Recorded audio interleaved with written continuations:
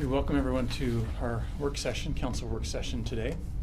Seeing that we have 5 of the 7, we'll go ahead and begin. And I think we're expecting the other 2 shortly. We welcome Councilmember-elect Stewart here today. You'll be pleased to know, George, our packet is very thick today. We're going to get as much as we can done over the next month. So when you start in January, it'll be thin again. I think this is the thickest Somehow packet. I don't know if that's yeah, that I've seen. We'll start with a roll call. Mayor Curtis. John Curtis. Wayne Parker. Dave Sewell. Ellie Fields. Alan Miller. Gary Winterton. Gary Garrett. Brian Jones. And again, anticipating that council members Van Buren and Santiago will join us soon. We have Kevin Taylor, an engineer from the Energy Department, to help us with our prayer today. Kevin, welcome and thank you.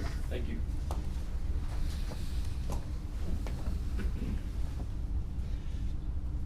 Our Father in heaven, we're thankful for this day. We're grateful for the opportunities we've been given. Please bless that the items that we need to be discussed can be accomplished today, and the things that we need to accomplish we can get to. Father in heaven, we ask a special blessing to be with those that have been affected by the recent events in France. We ask that they could be comforted at this time. Father in heaven, please bless us as we go about our day, that we can do so in safety. And we say these things in the name of Jesus Christ. Amen. Amen. Thank you, Kevin. How long have you worked for Provo City, Kevin? I've been here for 11 years. And in the Energy Department? Yep. You're an electrical engineer? I'm an electrical project engineer. Great. Yep, I've overseen more of the construction than the actual nuts and bolts of it. Great. So. You enjoying your work? I love it. Yep, it's Great. good. A lot of interactions. So Any contractors and developers. Yep. Any questions for Kevin? You say construction engineer, so the construction of the site, getting the power to a specific place. Tell me what that is. Yep. The developers, contractors, they'll come into our office, and there's myself, Sean Molyneux, and Randy Barney. We'll sit down with them. One of us will get assigned to them and try and meet their needs. They'll tell us what they need, and we'll tell them how we need to get it to them. You know, our biggest goal is to meet their needs, and then also keep the integrity of our system to what we need it to be, keep loads balanced and so on. So how are things going at the new building? I'm they sure seem that to you be guys moving. are doing a lot of designing for that too. Do you design that, or do you just help prepare to get it in, or? We design the power layout to get power to it. Once it hits the meter, it's kind of the responsibility of an electrical engineer After that. outside a third-party person. Yeah. Yeah, we don't do anything past the meter, so we'll design everything up to the meter though. And we'll size equipment based on their needs. So that's what we do. And ours is pretty big at that new building, right? Yes, I believe so. We're starting to get a lot of big services in the city. Yeah, we're starting to see 4,000 amp services, Wow. that's quite large. So Yeah. getting a lot of those. Very good. Any harrowing incidents in those 11 years that you could excite us with? Not really. I don't know. I guess one of the biggest project I had was when the I-15 expansion was coming through. When we met with them originally, it was supposed to be one project that we were affected, and it turned into 42 separate projects. So Wow. it was a pretty big undertaking, but it was good. Got a good team down there, so everything went pretty well. Well, thanks, Kevin, and thanks for your service to You the bet. city Thank too. you. Thanks for your help here today. Thanks, Kevin. We don't have meeting minutes to approve at this time, so we'll move to the agenda. Item 1 is a discussion on proposed processes for developing housing policies, and Matt is working on some copies for that right now, so he's asked us to move to item 3 first, and then we'll come back when he's ready. So this is the discussion on proposed amendments to the chapter in the code dealing with neighborhood programs. And Dave, we'll turn the time to you. Thank you.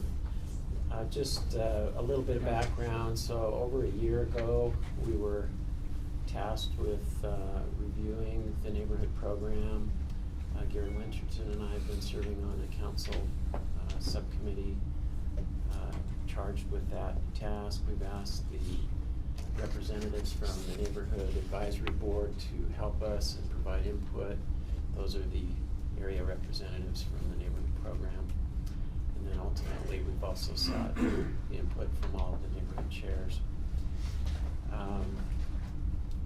I think we're picking up the pace and learning how to do this, but we have enough significant things that we thought would be good to get implemented, that we wanted to carve out a set of recommendations that would hopefully be implemented soon, even though we don't feel like we're finished, and we have some more things that we would like to address next year. So this draft in front of you, I'll highlight what I think are the most significant changes, and then we have a lot of smaller changes that have to do with clarifications and improvement in language and those kind of things as well. One of the more significant changes that we're proposing, it's a subtle one, I suppose, but is kind of setting a new standard that each neighborhood would have 2 or more vice chairs, subject to there being residents willing to step up and serve in that position. As we look at the neighborhood program, we've seen a lot of benefits in neighborhoods where they do have vice chairs in terms of sharing workload, a vice chair being able to fill in when the neighborhood chair is out of town, multiple viewpoints on an issue. There's just a lot of benefits from having a little bit more of a committee approach to it. So that was one change that we thought was significant. Another one is has to do with the university neighborhood, and this is really just putting into code the way that we're currently operating, where the BYU president serves as the chair and has the ability to designate a vice chair to represent him. And I believe we've been operating that way for several years, and we thought it was time that the code reflected that. Another is just a suggestion to rename the central business district the downtown neighborhood. That seems more in keeping with where we're headed. We're going to have residents living there now, and just seem more appropriate name. The next item is a very significant one. There have been discussions back and forth for many years about how to best represent businesses in the neighborhood program. Some have even suggested that business owners in a neighborhood should be able to vote for a chair, and then there's concerns about that approach just going too far. So we kind of came up with an approach in the middle that we thought would have value, and that is allowing business owners in a neighborhood to essentially elect a vice chair specifically to represent them and represent their interests.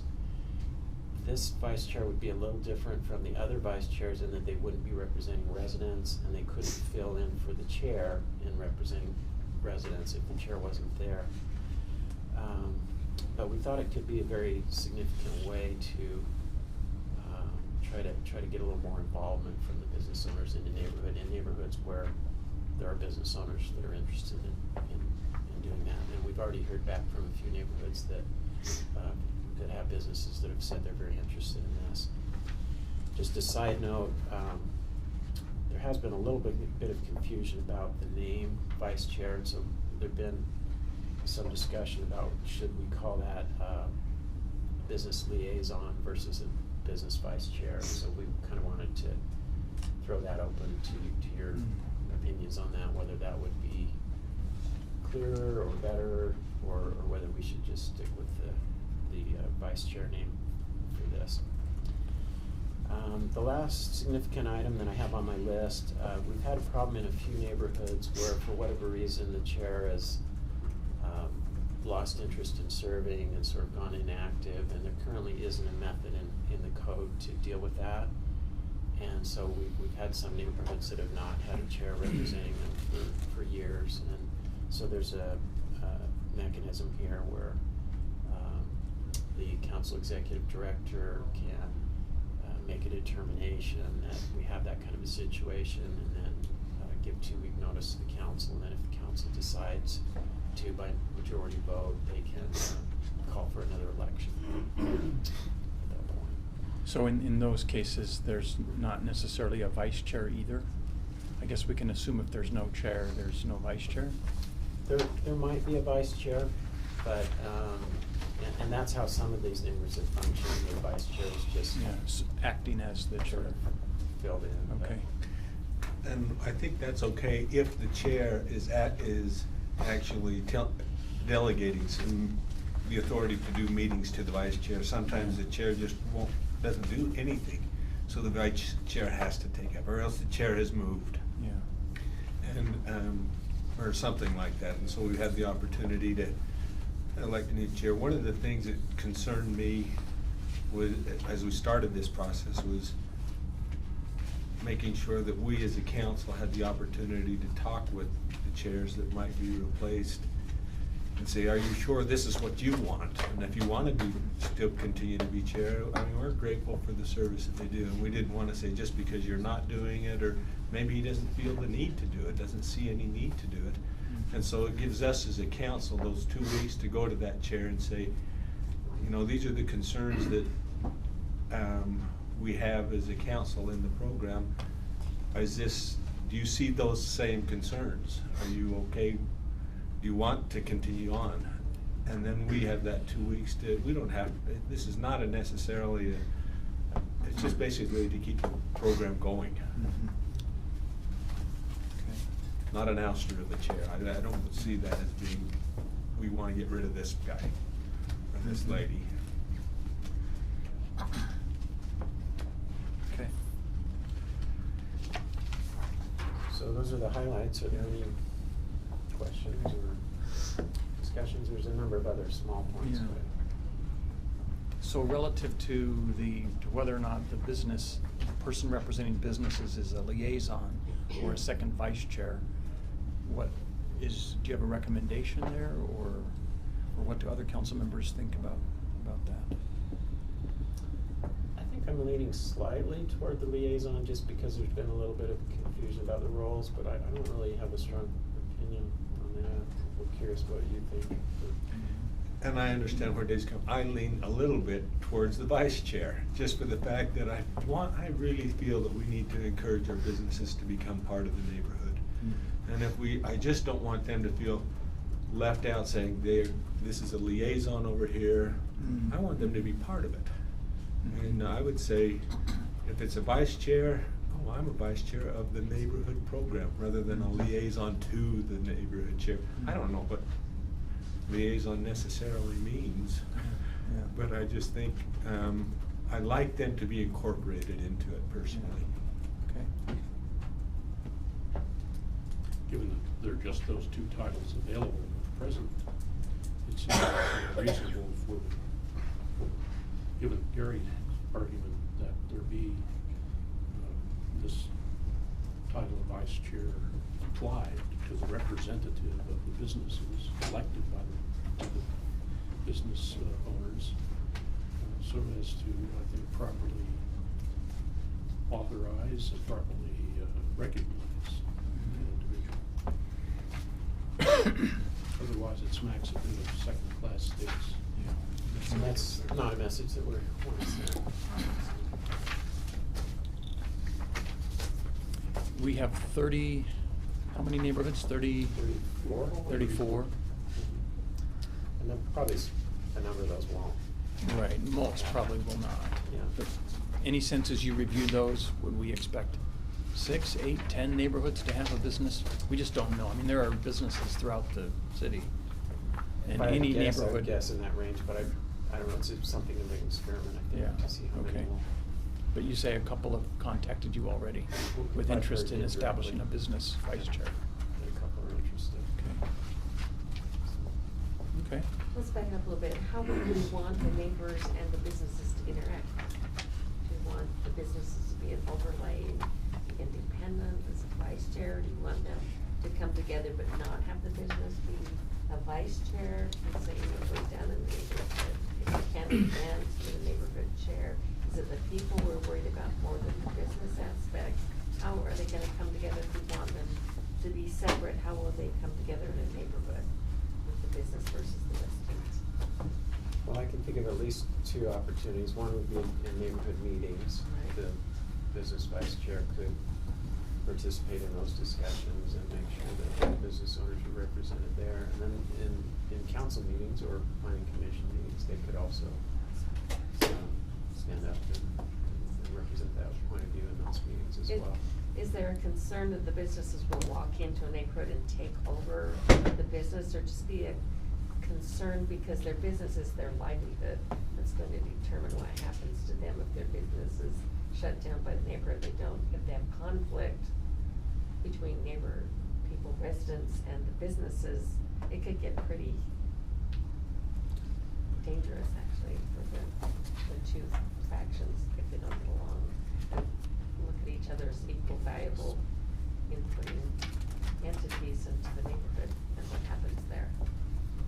I think that was one reason why we wanted to separate the two roles, because there had been earlier proposals that were never adopted about having business owners and residents vote on an equal footing on matters, and that raised the question of, you have some neighborhoods where maybe business owners would be dominant in the number that would show up, and others where it'd be the other way around. And so rather than do that, that's one thing I like about this proposal, is you kind of separate the two groups and both have the opportunity to have input. And those would, both would be represented to the council by the chair of one and the vice chair of the businesses. And when they do voting, when they do polling, one group would say, the residents, this is the way the residents have felt. And then the vice chair would have the opportunity, would have the opportunity to stand up and say, yeah, so their needs would be represented completely. They could say exactly what their concerns are, and the business could get up and have we had 4 businesses here, and this is what their concerns were, and this is what they felt. And then we as a council will have to weigh what we hear. Okay. Mayor? First of all, let me thank Councilman Sewell, who's taken the time to give me and Wayne some advance notice opportunity, and I think we'd like to officially recognize that we support these changes and endorse them. I have actually some experience as a business in a neighborhood that didn't go well. And I wish we had the opportunity to turn back the clock and put the neighborhood and the business in a room together before problems became big. And I think that there's a high likelihood, more often than not, that the business will now feel ownership in the success of a neighborhood. And if you introduce that compatible relationship early, when things that do come up are small before they've gotten so big and hard to solve, I think it's a good thing. And I think by giving a business the title of a vice chair, I think many of them will take ownership. Frequently they bring resources. If you're sitting around a table and you're talking about $50 for the neighborhood party, my guess is the businesses are going to be pretty quick to bring some small resources into a neighborhood in a positive vein, and I suspect a lot of good things could come out of the interaction between businesses and neighborhoods. And there are those occasional, and like I say, I've been involved in one where it doesn't go well, but I'll bet for every one of those there's hundreds of situations where it's gone well. Think about the Provo Bakery, or there's just a myriad of small little businesses spread throughout the city that have probably never felt part of the neighborhood. And I think that would be a good thing if they did feel part of it. A good opportunity for the current chairs to reach out to those businesses and explain this expanded role Yeah. and engage them. Yeah, and we were never invited to a neighborhood meeting, and had we been invited to a neighborhood meeting, we would hear about issues like crosswalks and traffic and all of those things. Parking, and all those things. I think it'd be good. It's really easy to get frustrated with somebody when they're not face to face. Yeah. Much harder when they're sitting across the room from you. Unless there are other comments or questions, I'll look for a motion to move this to our next council May I meeting. comment? Yes, Al? While it should always be the municipal council prerogative to invite anyone they wish to address them at meetings, I think it should be understood that vice chairs would speak at the kinds of occasions that Dave mentioned at the discretion of the chair. It isn't to be considered automatic that the business vice chair would always sound off on matters being presented in council, only upon the invitation of the council. Otherwise, it's the chair who's coordinating the presentation in the neighborhood. Good. Yeah, that would be a good thing to clarify as we launch into this. All right. With that being said, I was concerned that the businesses did have an opportunity, and I guess that is if the chair would always, I can't imagine a situation where the chair would not be interested in hearing what a vice chair has to say. Al, can you? Come on now. We can't. Well, I hope I wouldn't. Imagine situations. I hope I wouldn't, because I can see, like Kelly says, that there could be two situations.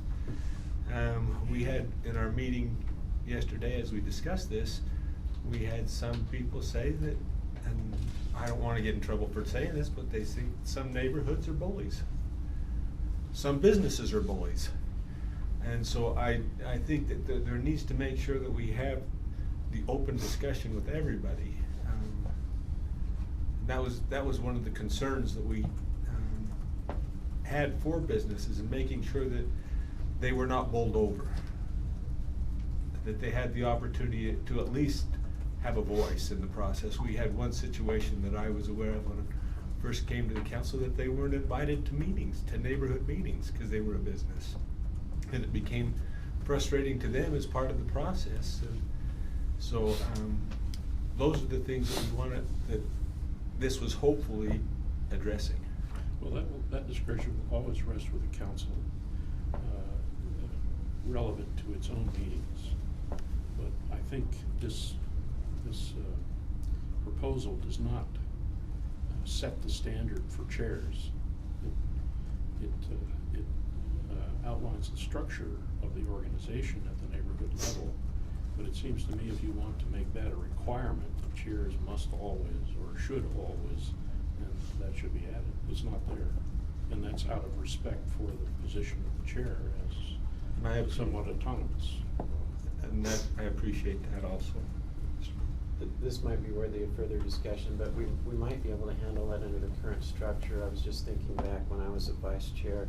I remember on some occasions the chair has more time than a normal resident. There were a couple occasions where, as the vice chair, because I lived close to the project, he sort of gave me some of his time, extra time to talk about that particular issue. But there were other issues where he would say, well, if you want to talk about that, you just stand up as a resident and you know. And maybe that maybe makes sense to me too, is putting it in the description as a chair of what his responsibility actually is. And so that may be to turn it over to the vice chair, or ask the chair. And similarly, you might have attached an appendix that includes a sample agenda for a meeting, an executive meeting, as well as a neighborhood meeting. That's a good idea. We'd be happy to discuss this further before the next Okay. meeting. Is there a motion then? Are we ready to take this to a council meeting for a vote? Is there a motion to do that? Mr. Miller, thank you. And a second? By Ms. Hales. Those in favor? Great. We'll look forward to discussing this further on December 1st and possibly voting at that time. All right, Matt, are we ready to go back to item 1? All right. Item 1 is a discussion on a proposed process for developing housing policies per the municipal council priority list.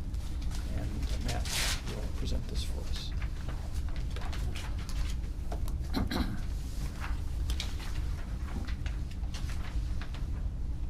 Oh, please get up and get lunch while I'm talking. Okay. Okay? Is I will this not one be fun? offended.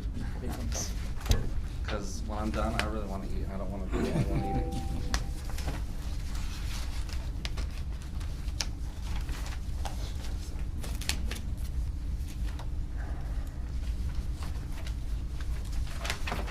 Okay.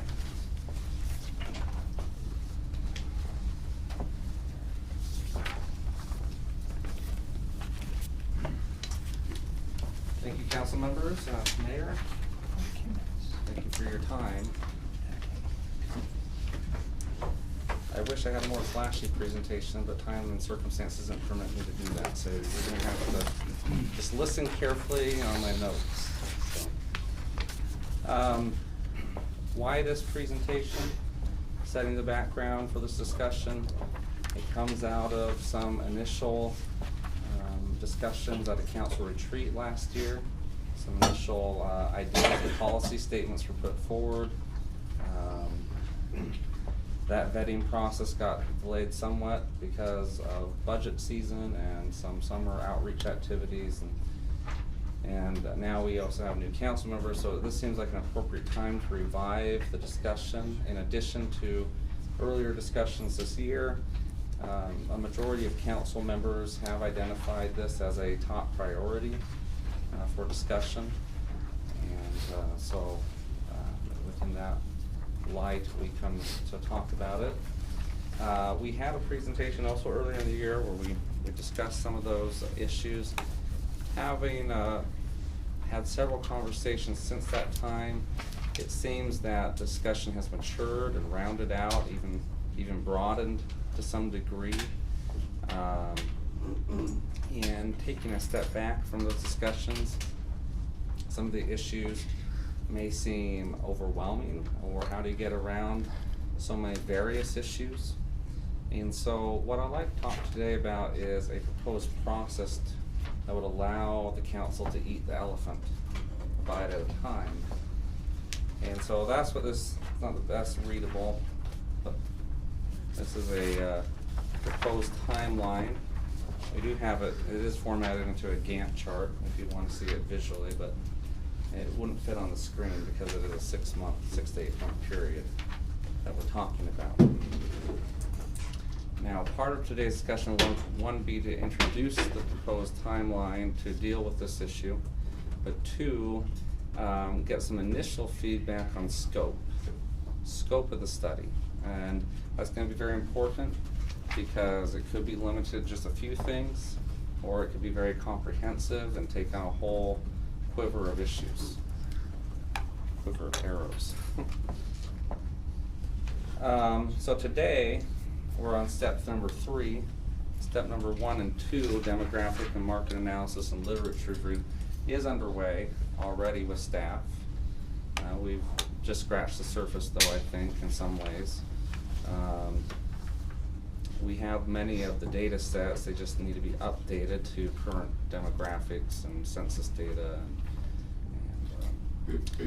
And so we're not prepared today to share initial findings of just what's the lay of the land, but that would be the purpose of that data collection. What's the lay of the land as far, and it's just some example data sets might be number of households by bedroom type, square footage, renter versus owner occupied, households by income class, and so on. And so that's would be one of our first steps in this process, to gather that type of data to round out the discussion on maybe scope of study and what are the actual issues the council desires to address, okay? There may be something in that data gathering that raises a red flag, and we don't know it till we see the red flag. But there are other issues that have already surfaced, and which could preliminarily inform the scope of study. Some of those issues have been related to appropriate balance of low income or subsidized housing in neighborhoods, the city and the region, and appropriate mix of housing in general in certain neighborhoods or citywide, and strategies provide missing middle income housing opportunities in the community, appropriate strategies for life cycle housing within neighborhoods or the city. So just to explain that term, life cycle housing, the ability to move through various stages of life from a college student to a young married to a young family, a mature executive family, and maybe empty nesters, without having to leave the community as a whole or possibly even within a neighborhood. So that's life cycle housing. Some of the more recent things that have surfaced is missing market that seem to have high demand. One of the recent enforcement complaints and problems have been South Provost, and a concern about the increasing postgraduate single worker that chooses a group living situation where they share rent, and a conglomeration of those that are taking over maybe the streets at a minimum, possibly also the character or the feeling by neighbors that wasn't the type of neighborhood they signed up for. That indicates some type of pent-up housing demand that isn't being filled, and therefore it's putting pressure maybe on certain neighborhoods where that demand can be met but was not originally intended. So that's another possible discussion in the scope of study.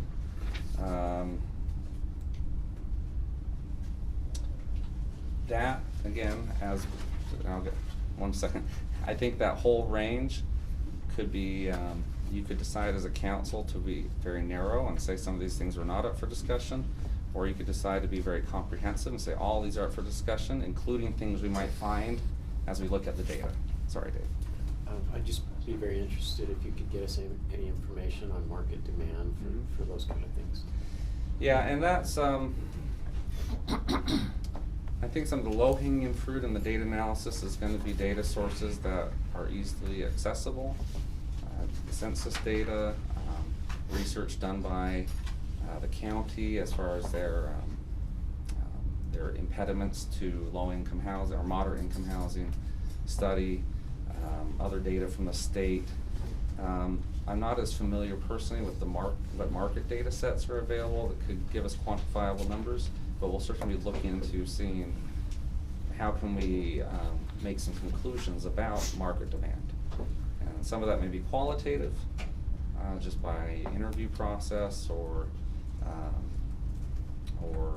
what we see happening in the neighborhoods. Hopefully we may be able to find some quantitative data sets to substantiate qualitative conclusions. Matt, may I mention that in the course of contacting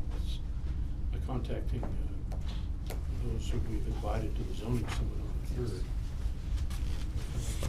2 of them at least have suggested that we no longer refer to low mod income, but rather to workforce housing, which seems, at least in our case, to be more accurate.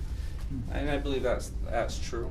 And I think actually, from my observations of literature and what's happening in the community, that seems to be one of the largest concerns, is that it's your school teachers, your police officers, your planner twos in community development, many of the city employees that are increasingly finding it difficult to find housing in our own community. I have several anecdotal experiences and discussions that would support that, and I think there's a lot of literature and data driven. And so we'll be looking into that too, and I appreciate the correction. How we phrase the problem will yield a different paradigm for solving it, and especially as you engage with stakeholders in the community. A good example of, again, this default affordable housing discussion, which probably isn't the best way, and I tried to characterize this as a comprehensive housing strategy or policy. One of the challenges with characterizing an affordable issue is there's an initial knee-jerk reaction against that. But if really the problem is more, no, we're looking for life cycle housing. We're looking for opportunities for people to stay in our community, stay up and grow and live and die in the neighborhoods that they want to be in. That resonates and is very much more aligned with the community culture and goals, at least my estimation, than a charged phrase like affordable housing, which may still align with the community goals. It's just most people have a different reaction to that type of discussion. I think actually the timing of Mr. Miller's proposed zoning summit, which we're well under the way of finalizing the agenda for, fits in very nicely with this time frame, and so I hope you don't mind I included it. Not at all. It's not my summit, it's the council. Well, it's the council summit, it's your proposal. And some of these housing issues will be discussed and talked about as part of the zoning question as it relates to housing.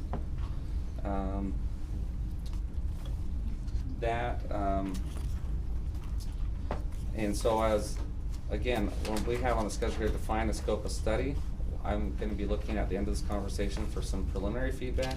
Hopefully we can formalize that on the first meeting in December. However, I think, again, as information matures, that may also change, but at least gives us a place to start, because we don't want to do more if you want to do less, or vice versa. After that,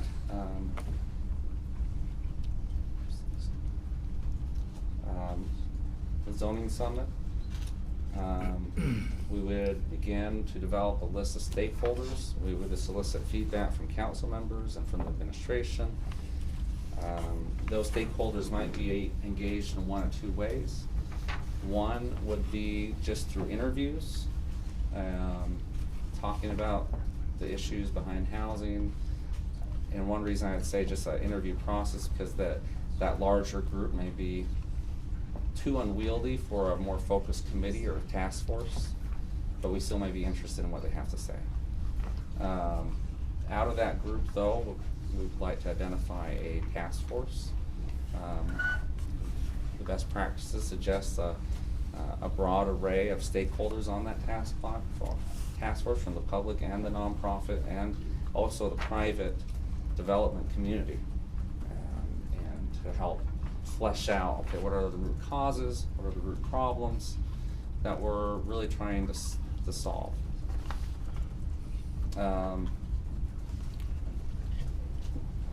During this period, which would go through January, we would have a finalization of the task force by mid-January.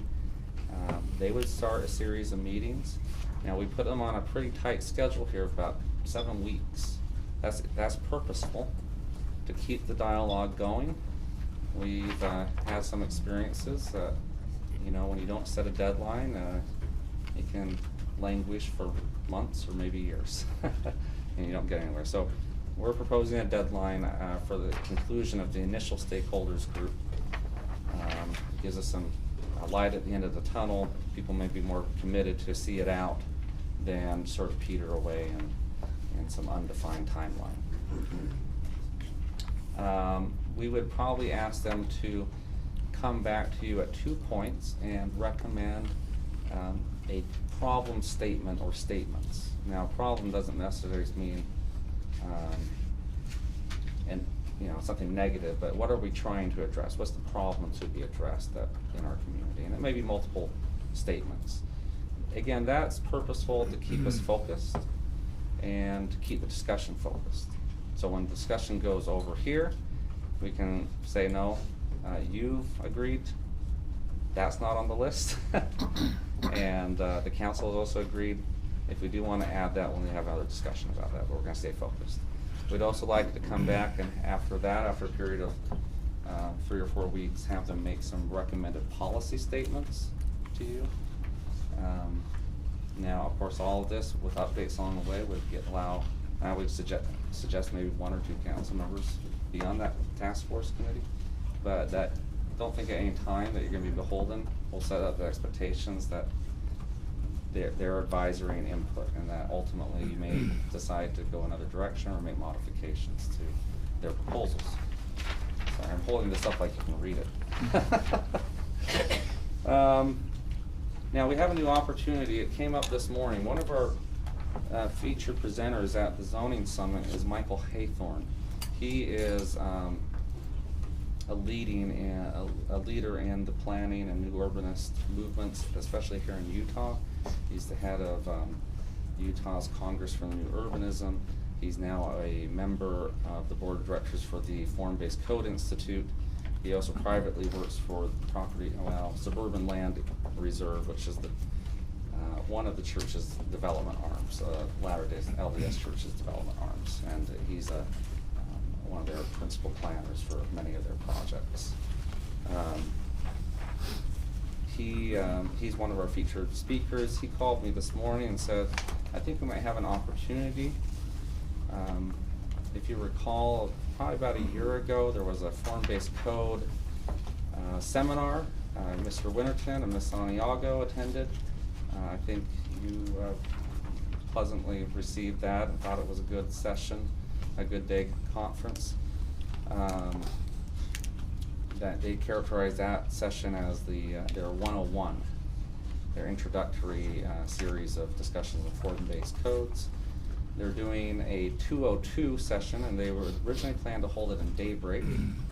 But Michael, knowing our interest in some zoning reform and housing issues, called me and said, hey, we have an opportunity, maybe we could actually hold this to a two-day 202 conference on form-based codes at Provo, if you could provide a facility. So I'm inclined to reserve the council chambers for them, maybe with a little bit of trading for a ticket or two for council members or others interested. And if we can actually have that reserved, then that session will be here. That will give people convenient access to attend. Thank you. Louise says it's reserved. He also mentioned another prospect that the group, which consists, a couple of the names escape me off the top of my head. One is Susan Henderson, who was part of the charrette planning process for the city center charrette and redevelopment plan. Another one is a leader in the missing middle housing discussion. He has a website. He's from Opticosta Design. I'm sorry, his name escapes me. But look up missingmiddlehousing.org, and that is his portal for this discussion about workforce housing, the type of housing that zoning is typically excluding from our communities. We were pretty heavy sometimes on high density or single family, but not much in between. He will be also at this form-based code training, as well as one other professional in the field. He suggested that maybe we take the opportunity to invite them a day early, of course at our expense, and he's going to try and get a cost estimate. So that seems like a very intriguing opportunity. Would like to explore that further and integrate that near the end of the public input process, so we can actually invite people to come to maybe a part of the Wednesday session with this group, and then solicit some feedback and surveying from that over the course of another week. All those steps would be designed to help draft and bring to you a draft policy near the beginning of May. And that's sort of strategic too, and that May you'll be very busy with the budget. But at least you'll be able to refer that policy to Community Development and the Planning Commission. Now, I would suspect the Community Development's gonna have some involvement all the way up through this process, but that would give you a 2-month break while the Planning Commission considers maybe amendments to the general plan, to formally adopt some of these policies. And then back in July, it would come back to you for your final concluding approval. Now, that's the proposed process. Of course, sometimes, and I would, again, in the interest of moving things along, want to be pretty firm and clipping along at this. Of course, it could be adaptable if things take a different course. After that, I would propose, now this only solves 2 steps of the process, and it's the council's main priority is defining the problem and achieving, and what outcomes do you want to achieve, outcome policies. Strategies for execution, I think at that point would be best to partner with the administration, still probably with council involvement, at least as having a seat at the table, but then request the administration to come back with a strategy to execute those policies. And then so I have that scheduled out through the fall. Is that the action plan you referred to? At the end.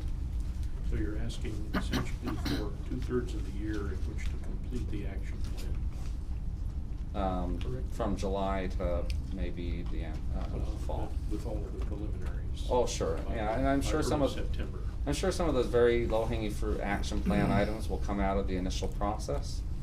But to formalize a series of steps will probably come after you formally adopt the policies. But that's in coordination with the administration? That's correct. With an action plan? Yes, because I believe the action plan is largely gonna be executive in nature. And so you're gonna need a lot more of their involvement in determining the best course of action on some of your desired outcomes.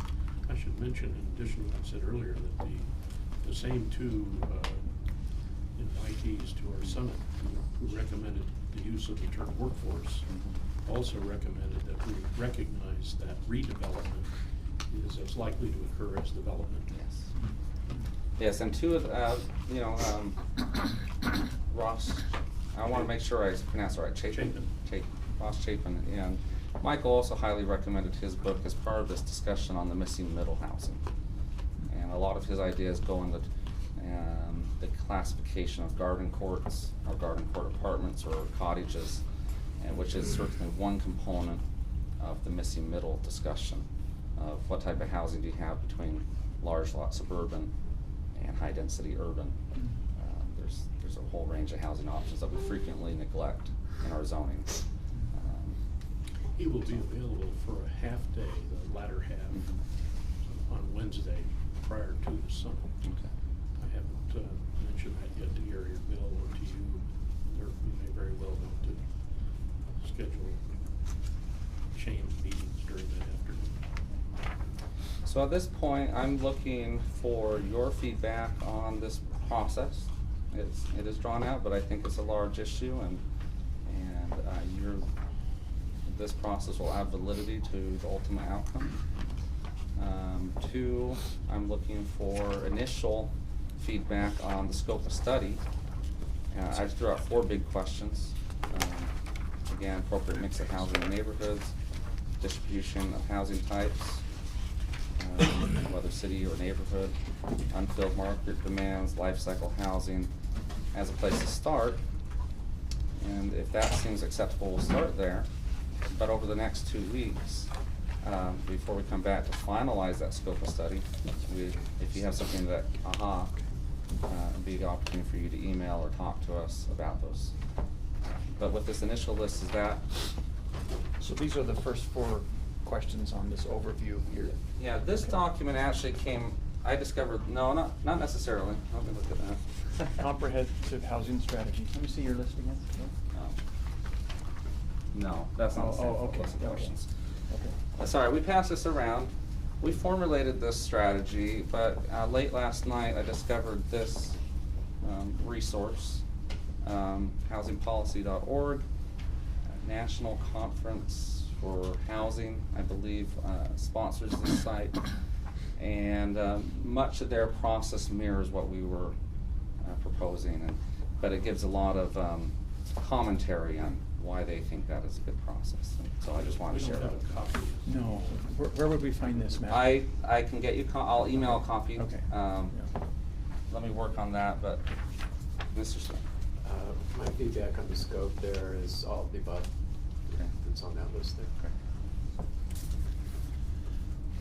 I think this is a positive, encouraging approach, Matt. We appreciate your work on this. We've talked about this for some time, and it does help to see it in bite-sized elements that looks achievable. So, any other direction for Matt on? And Mr. Garrett, although they're not official members yet, we have some council members elect, and I don't know if you'd be willing to invite their feedback. Absolutely, yeah. Did they get handouts? Probably not. I have a couple of. Give the schedule over there. The chart, the Gantt chart. Yeah, the Gantt chart. Yeah. I don't know if I have any specific. Then- And again, we're looking for feedback over the next couple of weeks. Yeah. We'll be back here. We're gonna be meeting at least once or twice a month, giving continual feedback and updates on this process. Great, I look forward to it. Okay, Very so- important issue.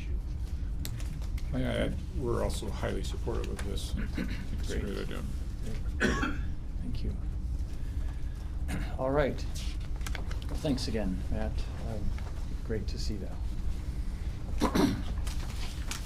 The next item on our agenda is a discussion on a process for the update of Provo City Vision 2030.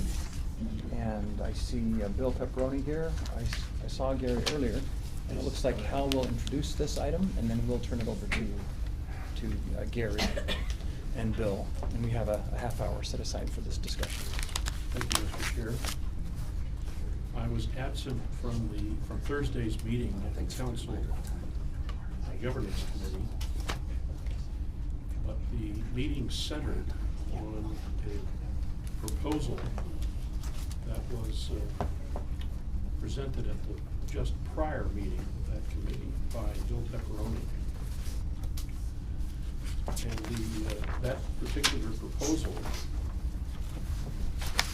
included a 5-year review and revision cycle for Vision 2030. And then went on to enumerate ways in which the policy relation between Vision 2030 and the city's general plan and zoning code might best be realized.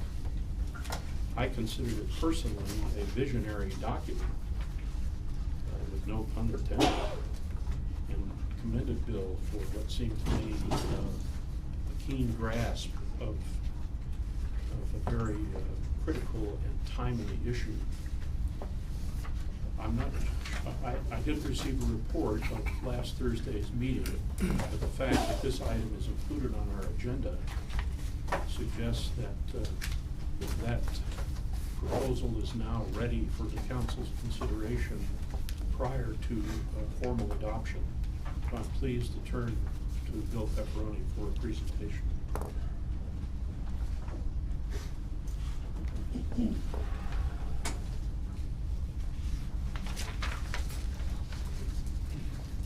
The last time we met with the city council on this issue, we showed to you a list of existing city boards and commissions that would do well to now step in or be transitioned to in this 2030 revision process. For example, the planning commission would have the review ability over the land use and development chapter. Landmarks would review the heritage section. We've actually codified or have proposed some code language for the zoning ordinance that would be plugged into the section that currently governs the general plan and general plan amendments. And it meshes the two documents together, and as we go through, we would recommend that as we go through this first amendment process, this first update process, that we hold the ordinance kind of in abeyance until we go through this process. Once we've been through this process, we'll describe this process in the ordinance for amendment to the Vision 2030 plan and bring it to the council for adoption. The reason we'd like to do it that way is that we can take our best guess right now at what this amendment process should look like and how it should proceed. But as we go through that process, we may learn some things along the way that will influence how we want to codify that amendment process. So that's why we recommend the process we're in now. So what we would do is we call the initial steering committee back together. We would start with them on this process of an update. We would send the different sections and chapters to the existing city boards and commissions to do a review and update. We would check off all of those things that we have completed as to date. When the different city boards and commissions have done the review, the steering committee will review that again. At some point, it may be well to transition from the original steering committee over to the city council or another board chosen by the city council, simply because this first update is a 5-year update. Once we get to a 10-year update, I think the original steering committee starts to lose its value in comparison to the city council and their ongoing role in policy formation. The other problem is just in this first update, we will have lost 4 members of the original steering committee. Either they've moved out of the area, they've gone on missions, or they've passed away. So we're being impacted in that way also with the original steering committee. How does that sufficiently describe what we're So talking about? we could expect then for our next council meeting, not tonight's, but that on the 1st of December, a formal proposal for the initial step. Yes. Recognizing that what would be accomplished during that initial step then might be codified subsequently in an ordinance amendment. Yes, and I think we can complete this first update, this initial update. I think we can complete that by first quarter of next year, within the first quarter of next year. So you might attach a timeline to it as well. Yes, sir. What about also furnishing members of the council with a revised draft of the full proposal that you made to the committee? The ordinance amendment? Exactly. Yeah, So I- as to give a sense of what the thinking is at the present time about what that review and revision cycle would be in the future. Okay. And that is through 2030 and beyond, possibly, but also about the policy relation to the general plan and zoning code. Very good. That code amendment has been modified to reflect our recent discussions and conversations we've had on it, so I'd be happy to send that out to the council members. For information only. Yes. There will be a proposal to act on at the next council meeting on the 1st, but for the members of the council, another document accompanying that for information.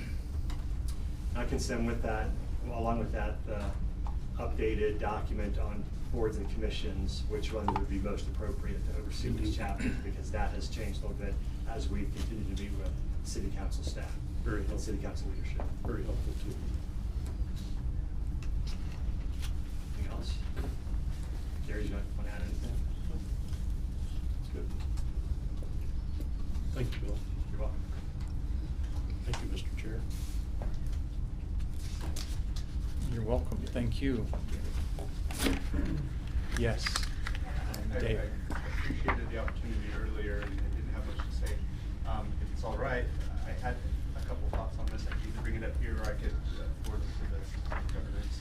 No, that's fine. We actually have a half an hour designated for this discussion. We've only used 7 minutes, so please go ahead. Thank you. I was flipping through the packet. I'm not sure if it fits here, but I believe it was 2 weeks ago in the study session. Some of this was presented, and the city boards that already exist, taking ownership of sections, I think that can be a good idea.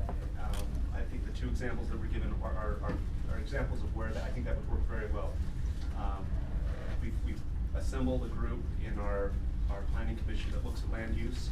Hopefully, we would hope that they are very representative and visionary, so I think that makes a lot of sense. The landmarks, I think that fits in very well. I think the proposal, and I know it's an early proposal, but I'm just giving feedback on that early proposal, but the proposal of having, say, Intermount Healthcare be in charge of the healthcare section. That has been rescinded. That's one of the changes. Yeah. Okay. You'll see the latest. Is it on the bill says packet? this. I No. don't think so. Okay, okay. Or the Parks and Rec, was that rescinded, or was that still the current proposal? being Still in over place. leisure? Still in place. The Okay. board. Okay, in that, sorry, the board of Yes, the Parks and board. Rec? Yes. But not the Parks and Rec department, okay, Yeah, I'll have to think these about are that all, more. these are all citizen boards. Okay, good, that, I think at least partly addresses my concern then. Okay, thank you for that, I look forward to reviewing the changes. And then if I can just float one other idea, I believe the chapter 1 of the general plan is, the purpose of chapter 1 of the general plan is to lay out a vision. And I understand it's not, the full scope of 2030, but I have yet to have seen I haven't been convinced yet that Vision 2030, that it couldn't be chapter 1 of the general plan. It will would be be. expanded. It will be. Okay, I will. You guys have had all these wonderful ideas, I support them. Great, thank you, Dave. It's further evidence that great minds. Well, I really am trying to pay attention. Sorry that I wasn't up to speed on this one. Well, that's okay, I'm glad. Any other questions for Gary or Bill? All right, thank you, Bill. And thank you, Hal. Thank you. So this takes us to item 4, which is consideration of the proposed council rule regarding the process for providing advice and input to the mayor and subsequent consent for the appointment of individuals to statutory boards and commissions. So as you know, we have a process in place now where the mayor presents to the council nominees for boards and commissions in the city. And then those come to our council for approval or input. And through this process of discussion, and in fact this has come to the rules subcommittee for discussion, we just wanted to make sure that there's adequate time for council members to consider those recommendations and get that feedback to the mayor. And ideally, before the person is presented in a formal way at a council meeting, just to make sure there's opportunity for input. So you saw in materials this draft that basically includes 4 elements relative to this. One being that the mayor would make the recommendations for appointments and reappointments, and the director would provide council members with the information, with the biographical data and supplemental information. Secondly, the council members would have 2 weeks to review the nominees and get that feedback to the mayor. And there are the 4 points right there. So thirdly, the mayor has an opportunity to consider that input, and if we're still moving forward, then the director, executive director, would invite the nominees to a council meeting. If it's a reappointment, the nominee wouldn't necessarily need to come. He or she certainly is invited, but it's mainly for the new appointments. They would come to a council meeting or a work session, whichever fits their schedule. And this would be mainly, as we had in our last meeting, to be introduced to give us an opportunity to express thanks to the citizen for their volunteer work. And then fourthly, the council then would consider that resolution for consent in that meeting. Dave, you worked on this as well. What have I overlooked here? I think that was good. I just wanted to point out there's actually a more recent draft. Oh, mhm. I think they're working on getting it right now for us. Mr. Miller had a number of suggestions that I think improved clarity and consistency. I'm sending it to Bryce right now, so you can. So we can get it up here. But I don't think there were real substantive changes. Yeah. And in fact, I'm trying to see, Dave, where those, seems like one was in reference to an and or. I'm not seeing that on here. Yeah, that's in the second draft. That was a different issue there. Issue, okay. The suggestion on that was just to make sure that the mayor and the council leadership were in sync, so that Yeah. leadership didn't put something on the agenda that wasn't supposed to go on the agenda yet, or Okay. something like that. Yeah. Okay. All right. So if I could just make a couple more comments. From my Mhm. standpoint, there's kind of three goals with this. One is so that we can have a little bit more information to do our duty in terms of the advising consent. I think the most important one is that 2-week period for sort of a private vetting process to make sure that any concerns can be resolved before nature made public. And then the third one really kind of stands on its own and is independent of the others, but it's this having the new appointee be introduced to the council as sort of a relationship building opportunity where we can meet them, they can meet us, and we can express appreciation for their willingness to serve. And the only real cost of that is just a couple minutes for each nominee. But that really is independent of the other parts of the process. That was a good idea as well. Our meetings with the different boards, I feel, have been very valuable in building that relationship. And this would just give us the opportunity to start that earlier. But as I recall, Dave, it was mandatory in the case of new appointments. Yes, yeah, so if they couldn't come to either the public meeting or the work session, we could accommodate either one, then we would just continue the item until we could come. So, Mayor, what thoughts do you have about this now? And I know one concern that was expressed early on was that in many cases, these appointments come in June, May, June, and there's like a slate of them. Yeah, first, let me express my agreement with Dave and also my appreciation for the number of conversations we've had on this issue. He's worked hard on this, and I acknowledge and actually am embarrassed that we haven't provided you enough information in the past. This gets to be very much of a procedure for us where we're trying to move through and move things quickly. So I really think it's a good idea to slow it down a little bit, to make sure we're getting you the good information so that you can get that thumbnail, and then if you want more information, that we can get that to you. So that is highly supportive. I've expressed to Dave some small concerns with the end piece of this, both from a logistics standpoint, and I've kind of selfishly declared that the administration doesn't want to line up these interviews because we're tired of this process, and that we would look to the council for the logistics of that. And the second thing is, besides the logistics and kind of cautioning that this could be a much lengthier process than valuable council time than anticipated, I would really urge that this not turn into a public interview, and that should candidates feel that it is a public interview, I think that would have a limiting effect on people's willingness to serve.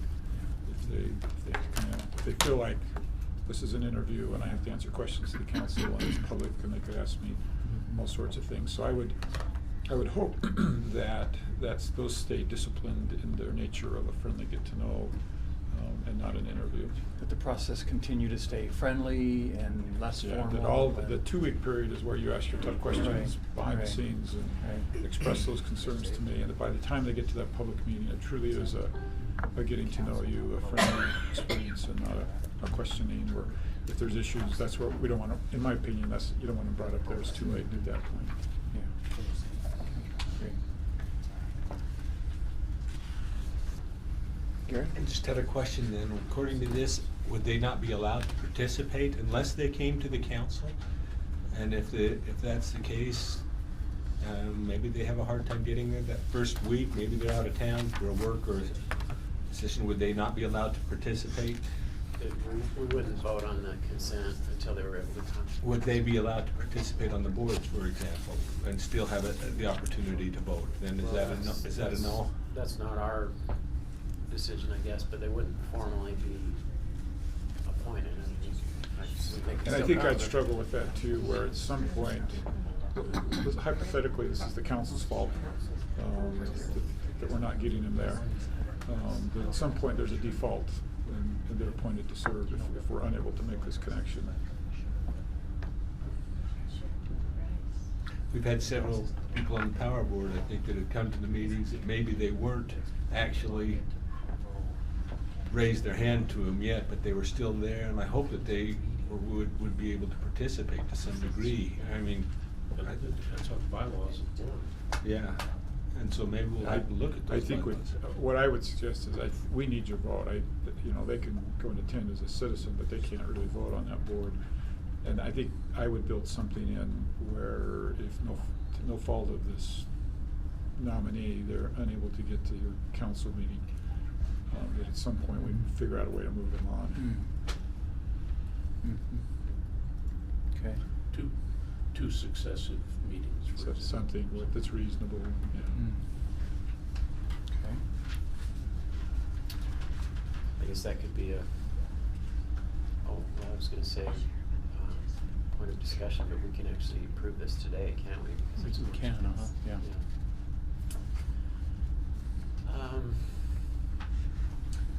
I guess another option would be to give council leadership the discretion to waive that. Depending on circumstances. Depending on circumstances. I would hope that in most cases we would want to stick with that. I'd be a little worried if someone could never come to either a council meeting or a work session for an extended period of time, but I don't know, there's always circumstances, It's hard I guess. to know every exception, Yeah. isn't it? Yeah. There could be somebody who is perfectly qualified and just extremely uncomfortable in a public setting. I don't know what would come up, but I'm looking for some kind of default when Yeah. you have that legitimate reason why they're not there. They could have a weekly class they teach on Tuesday nights Or some- extended travel schedule. Yeah, they may travel and have no problem making a library board meeting once a month, but unable to come to a Tuesday night meeting. And so I think just anticipating that you could have those, and when you do, instead of leaving them unappointed, the default is somehow they get appointed. So maybe a 30-day provision that would default to leadership if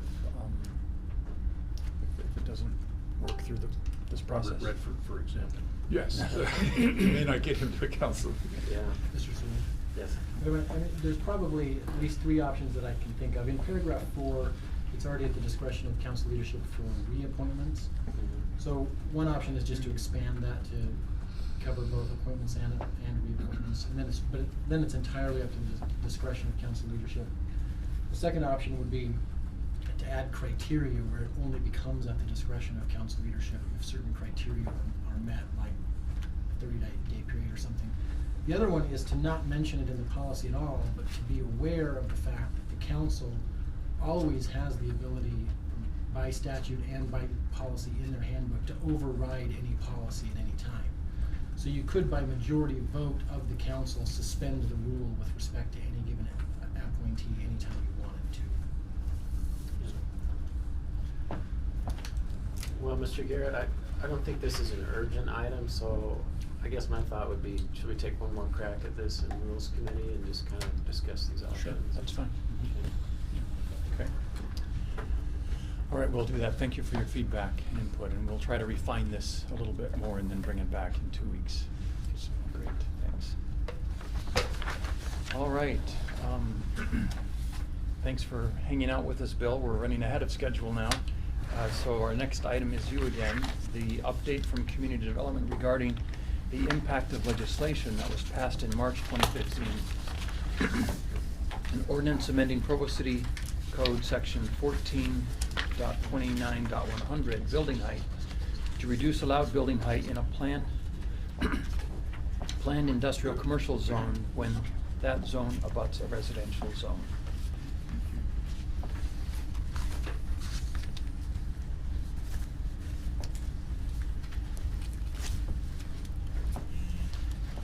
So council members, you'll recall when we talked about this last 6 months ago or so, Mr. Bruff, the neighborhood chair, initiated a code amendment to restrict building height in the PIC zones.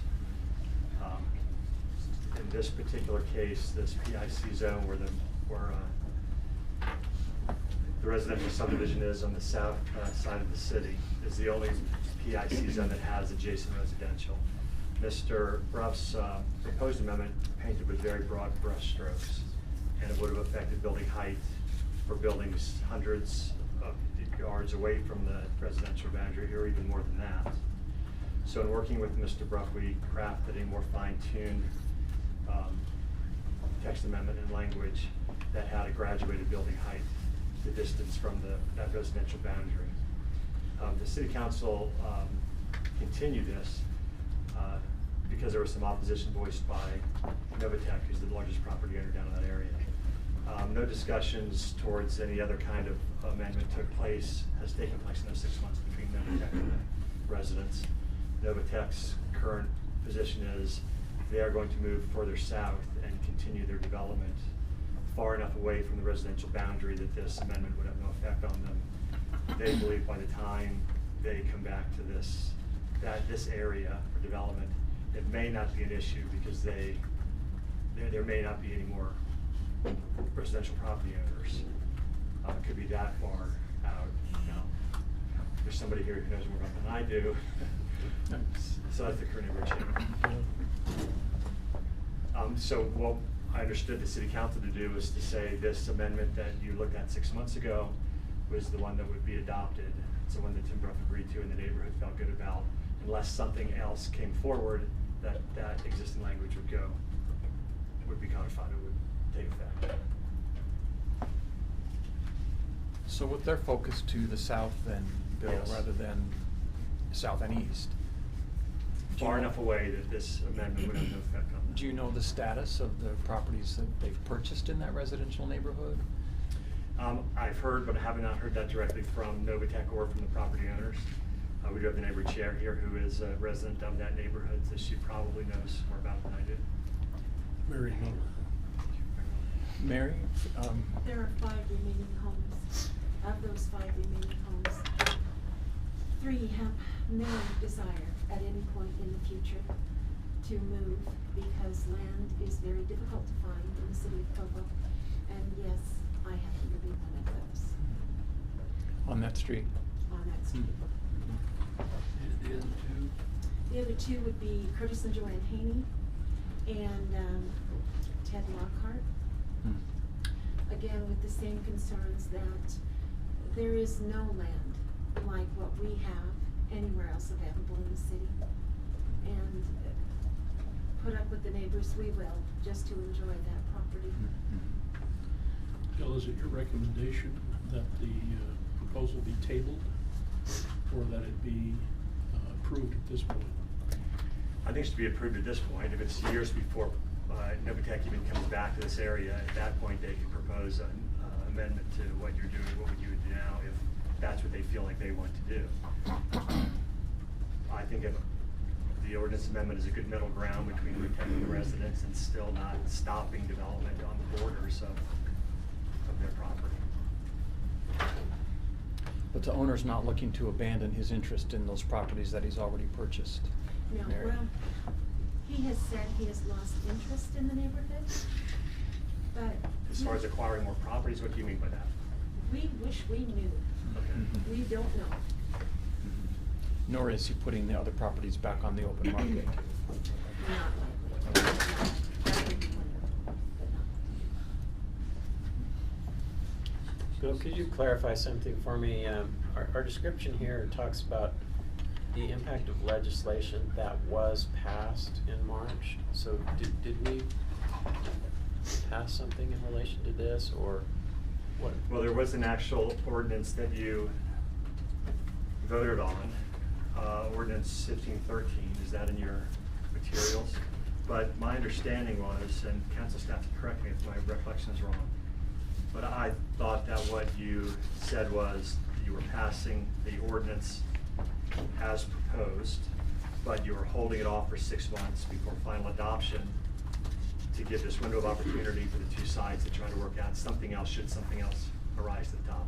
Mr. Well, Shields, is that right? Yeah, well, it was passed, and we said we'd revisit it in 6 months to see if it needed to be amended. So it's passed, there's not? So no action needs to be taken. Okay.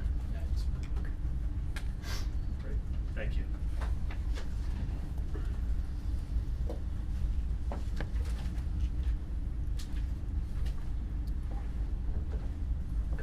Any other discussion or comments? Is it still the original owner of Novatech, or has that business changed hands? Novatech has, are you asking? Should I speak? Anyone who can answer, if they're here. Novatech has sold property to, I believe it's Schlumberger, who is in the same type of business. So he sold that building.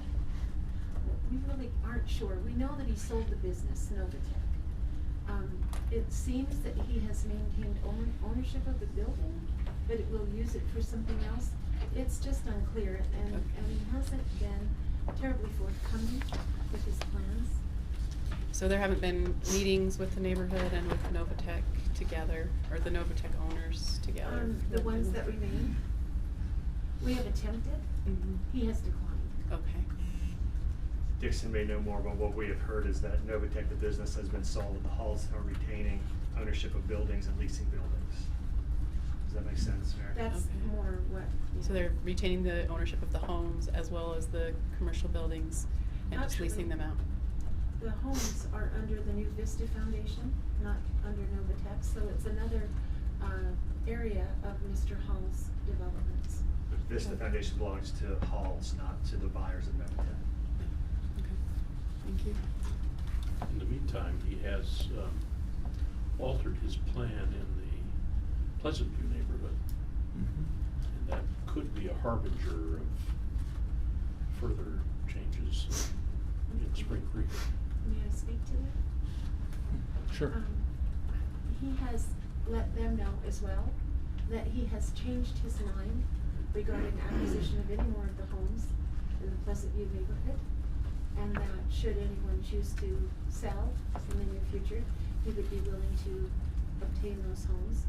But he is not actively seeking to purchase those homes anymore at this time, again, because he has changed his focus on what he wants to do. Which is pleasing to the Pleasant View neighborhood. They're Mhm. happy to hear that. That was the impression that neighborhood chair gave in his recent email. All right, if there are no other questions, then we'll thank you, Bill, for that update. And move to the next item, which is the request on behalf of Gardner and Associates for a general plan amendment from commercial, residential to commercial for property located at 1360 North, 800 West in the general commercial zone, River Grove neighborhood. We should have some graphics for these coming items.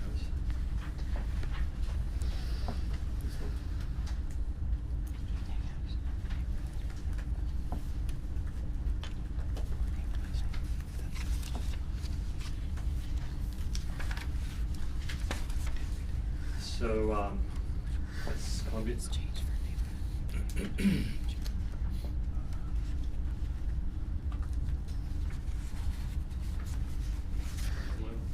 Look like my laser works on your screen. This is Columbia Lane. obviously, this is 800 West. This is Molly's Catering, right here. And they're trying to expand in this direction in order to expand their parking lots. They've been receiving pressure from the city for years now, I think, to pave their parking lot, and if there's any way possible to expand it, because during their lunch rush, it does get very busy. And so their proposal is to do exactly that. In order to do that, in order to facilitate that, the general plan on this one lot needs to be changed from residential to commercial. These are already commercial up here. These are residential down here. They own these two lots, and their expansion would take place into this area. What it does is it allows them not only to pave the parking, but allows them to almost double the number of parking spaces they've got, which would be welcome news to those people who use the business. In meeting with the neighbors and the neighborhood chair, they're intentionally not showing any kind of access onto 800 West because the neighbors did not want commercial traffic coming through the neighborhood. So while an earlier draft of the plan did show that, current plans do not show that. So there's a single ingress egress on Columbia. Yes, sir. That when we get to the zoning item, which is the next one, I believe we have a site plan in that file that you'll be able to see. Wouldn't this be like a lot easier to study if we were there? Having lunch. Having lunch. I agree. I was just there a few days ago. You know, have they said anything about their plan for the adjacent lot to the west? Which lot? You said you said that it's commercial property essentially farther north. Yeah, this is an active business there. And then that catering owns the next lot. Right, they own these two. Have they said what they plan to do with that other lot? This one? That's incorporated into their plan. If we can go, let's go do the zone change application. So We'll go see the the site. parking lot. Yes.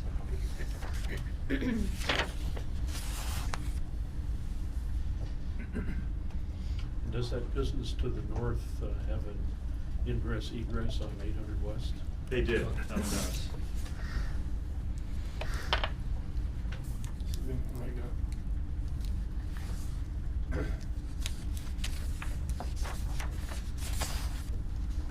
So that's the entirety of the site. So that's what the zone change will be on. Or on. So these are those two lots right here. That's the north house, and that's the one that's having the general plan amendment right now. So you can see how easily it could have accommodated an access, and it did at one point, but that's been taken out. This, in fact, we bermed and well landscaped.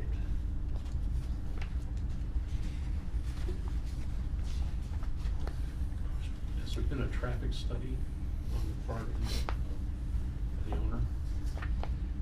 Engineering typically does require traffic studies. We haven't had any input from the engineering division as to any problems. In fact, it actually helps the development in that if you've been a patron to the restaurant, you can barely see that green at the entranceway. Right now, it's a very wide curb cut. It's a very wide entranceway. It's a little confusing, a little bit sloppy. As they redevelop this and improve the site, this will become more defined, which I think will help the site. It just will define where you're supposed to be and what you're supposed to be doing a little better than there is now. I just think the parking study, or the traffic study might also wish to compare the likely load from this recommended expansion to that of the commercial enterprise to beyond it, just to see if it's in any way comparable. It seems like I don't have any sense of the potential impact of 20 additional parking places on the overall traffic volume on 800 West.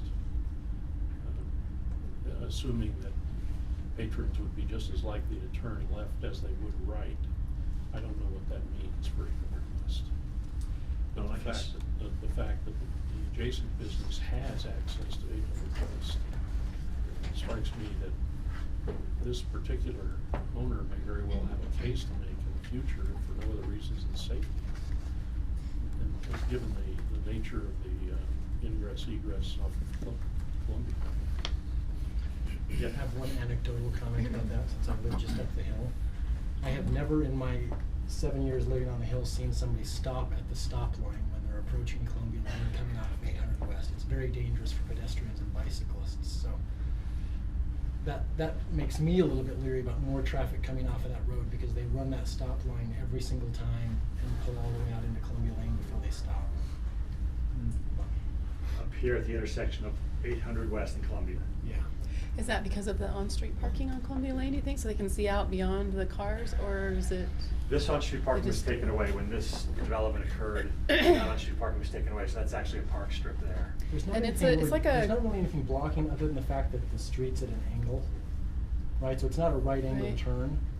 So they just blow, and the stop line's a fair ways back, where it needs to be if you're gonna cross the street parallel to the park, as a continuation of the sidewalk, right?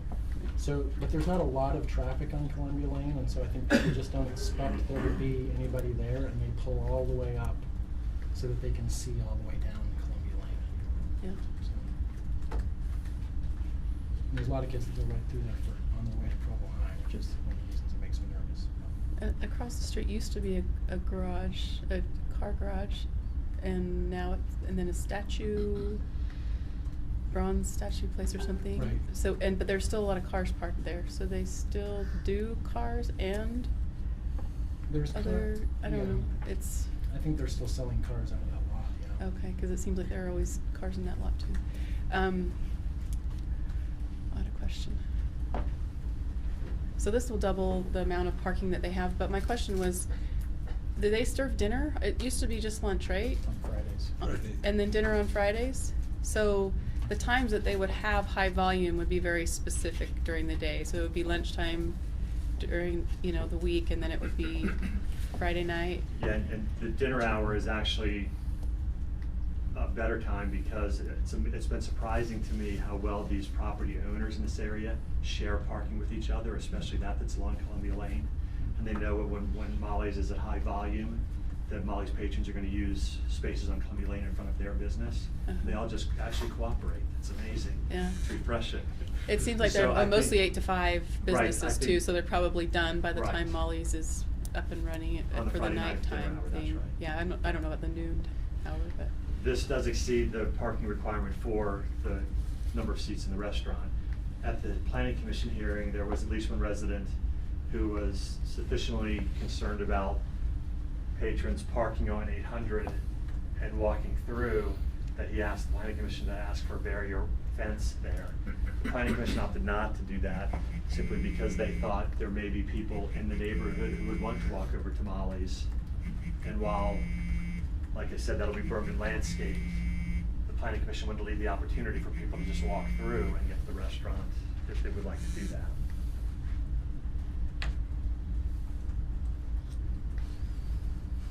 And the neighborhood have any other concerns other than the ingress and egress on 8 I'm trying to remember.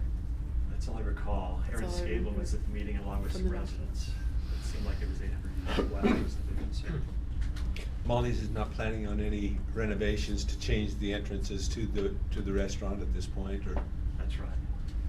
so they'd still have to walk around to get to their front door. Yeah, it's a long ways to But you still exit on the side where the parking is. Right. So the rezoning that is your next item is simply that one lot.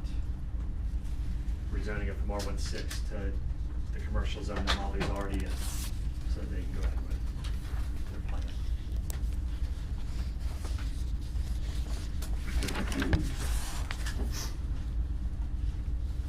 Well, these two items are currently scheduled for our next council meeting on December 1st. So, unless there are questions, we'll move on. Or concerns. We put up the code amendment on the next one. All right, Bill, this is number 8, the Community Yes. Development Department requests an ordinance text amendment to Provo City Code 14.23.0 3.30 to include subdivisions in the definition of new development for the purpose of adding clarity to the intent of the ordinance citywide. So this amendment is specific to the ITOD zone. Chapter 23 is specific to the ITOD zone. A couple things have happened that have caused us some reason to propose this amendment or bring forth this amendment.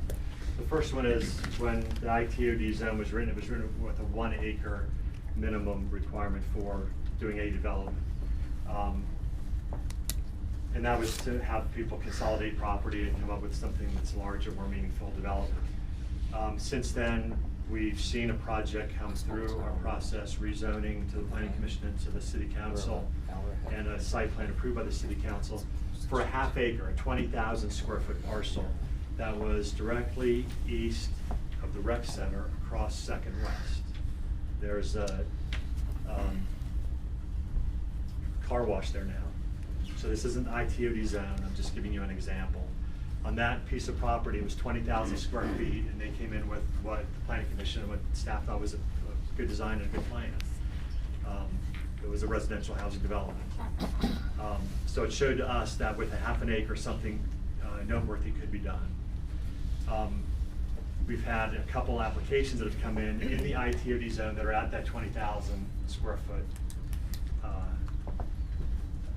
minimum. One is a property down by the IFA belonging to Jackson Howard, the attorney, has property immediately east of the IFA. He tried very hard to buy more land and add to his development, his parcel, but wasn't able to do that.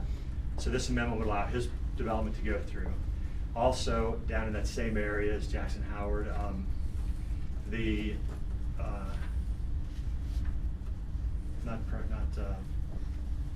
Provo Housing.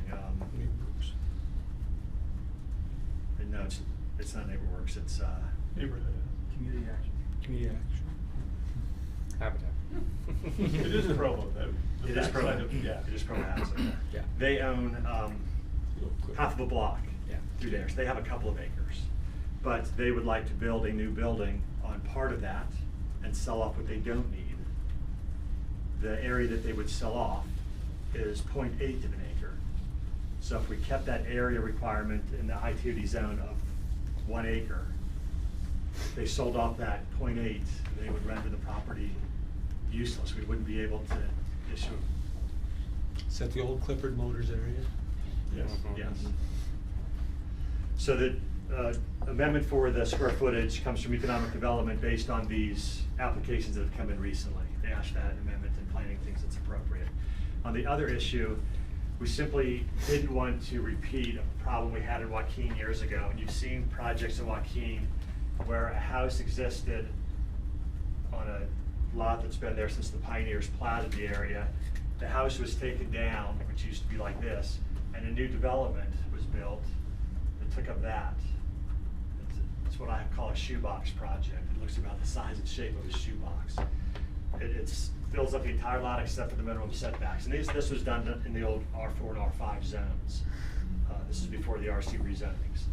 We didn't want to see this happen in the ITOD area. That's not what we intended to happen in any of these zones where we've written new zones like ITOD in downtown. And the language in the ordinance, we thought was tight enough to close this door. We've had people coming in asking questions about doing this exact type of thing. So we thought before we get an actual application in and have an argument over it, we should tighten our language. If we can go to the actual text, we have you should have in your packet the actual text.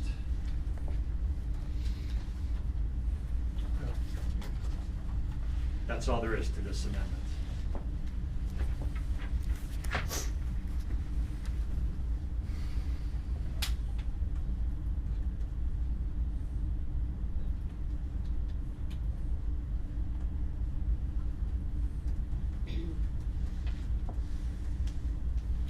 So that's all I have. Earlier, when you used the example of the piece across from the recreation center, you used the word noteworthy. Planning found something noteworthy. What does that mean? The architecture materials of the building were very good. Design review committee really liked it, we're complimentary of it, the planning commission liked it, we're complimentary of it, so that's what I'm at. Bill, these shoebox developments, how big were those lots? Oh, in Joaquin, these were pretty small, these were, had well less than half an acre. But half an acre, 43,280, that's just barely, 20 is just barely, it's almost a half an acre. It's less than half an acre. A little less than a half an acre. Because an acre is 43,560. Right. So it's a little less than half an acre. Just an observation, as these blocks develop out, you're likely to have to change this code again, because you're gonna have remnant parcels that will not meet this standard.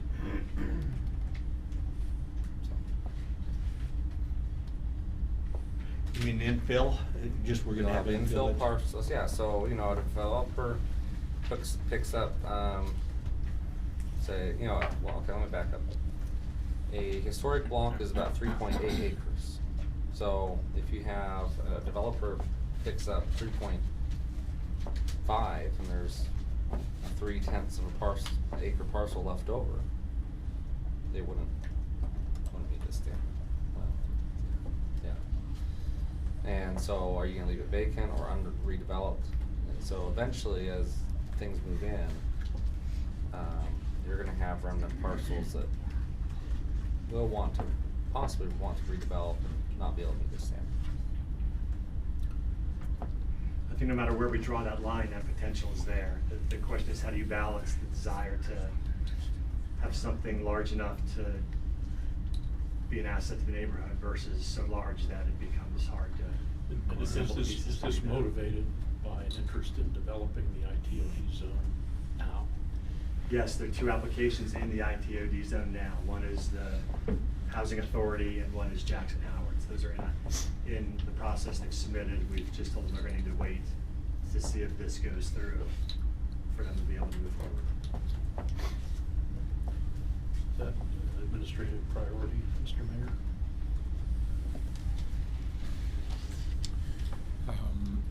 I would try to think of another word other than priority that would designate, that would trump other issues, but I think it would be An item of interest. an important, Yeah. yes, an important item of interest, thank you.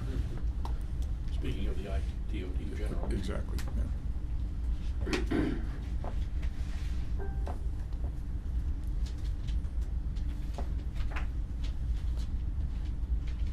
All right, any other questions, comments, input?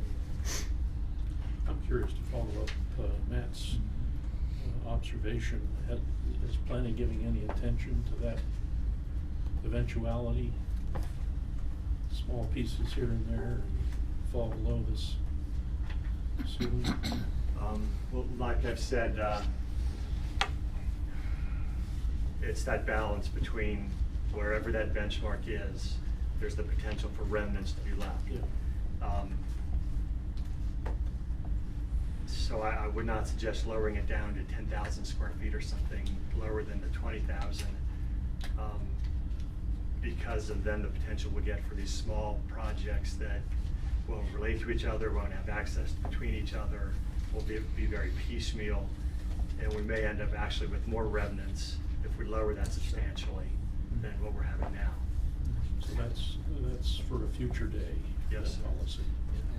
My purpose in the observation was not to dissuade you from considering this. Oh, I It was understand. just an observation saying that eventually you may have to change this again. This may not be the conclusion of this discussion. That was my purpose. And Bill, if someone does have a remnant in small, then they have the process of going through the Board of Appeals, is that right? To do something on a piece of property, they always have that opportunity to. The Board of Adjustment, well, Board of they would Adjustment. certainly have the right to a single-family dwelling on that piece of property. If the planning department felt like it made sense for something like that to happen, the planning department would look at any number of tools we would have to rezone that remnant to something that may allow more than just one single-family home, but maybe less than what the ITOD would allow by right. And a variance could be appropriate in the right circumstances.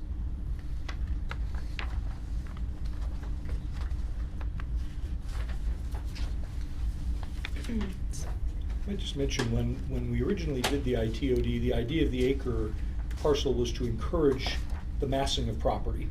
And to say, well, if it's not time yet because an owner isn't willing to sell, then it's not time to do the development. But I think what we've encountered is with these blocks being slightly less than 4 acres, even if you had 3 good 1-acre parcels, you still have a remnant parcel you can't develop. And so this I think reduces the likelihood that you'll have remnant parcels and still encourages massing enough property to have a substantial development. So I think, again, this, in my mind, this is kind of a tweak to the ITODs because we were experimenting. This was a proactive zoning, which we were not in the habit of doing at the time, and I think we knew we'd have to come back and make some tweaks along the way.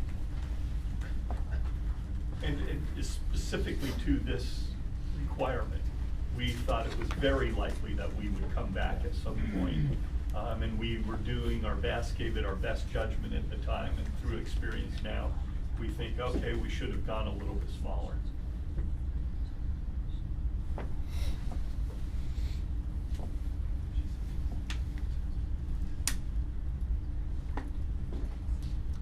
All right, thank you. Thank you, Bill. Appreciate your heads up on that, and we'll look forward to discussing this further in 2 weeks on our council agenda.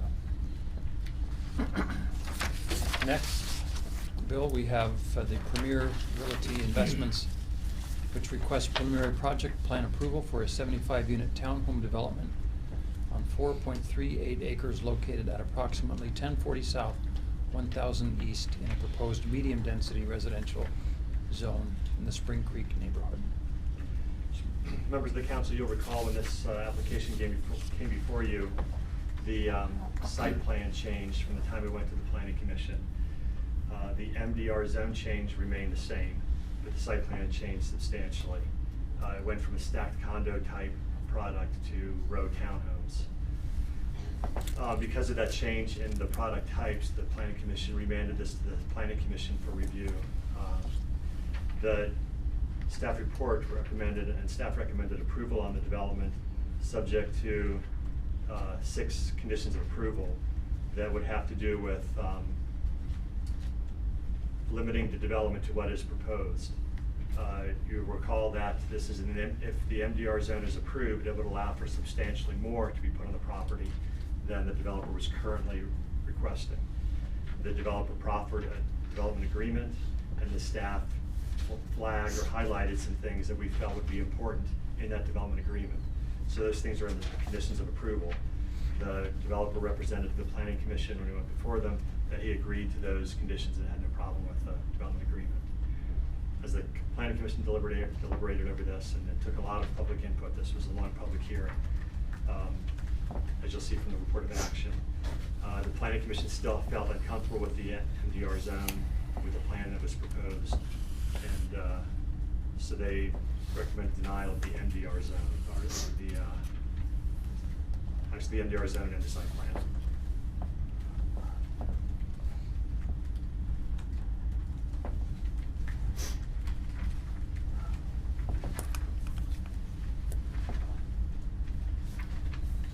Do we have the graphic of the current plan? I don't have anything. I'm sorry, I should have been sent over. That's fine. We have it in our packet. Would you kindly summarize the Planning Commission's reasons for denying or recommending denial?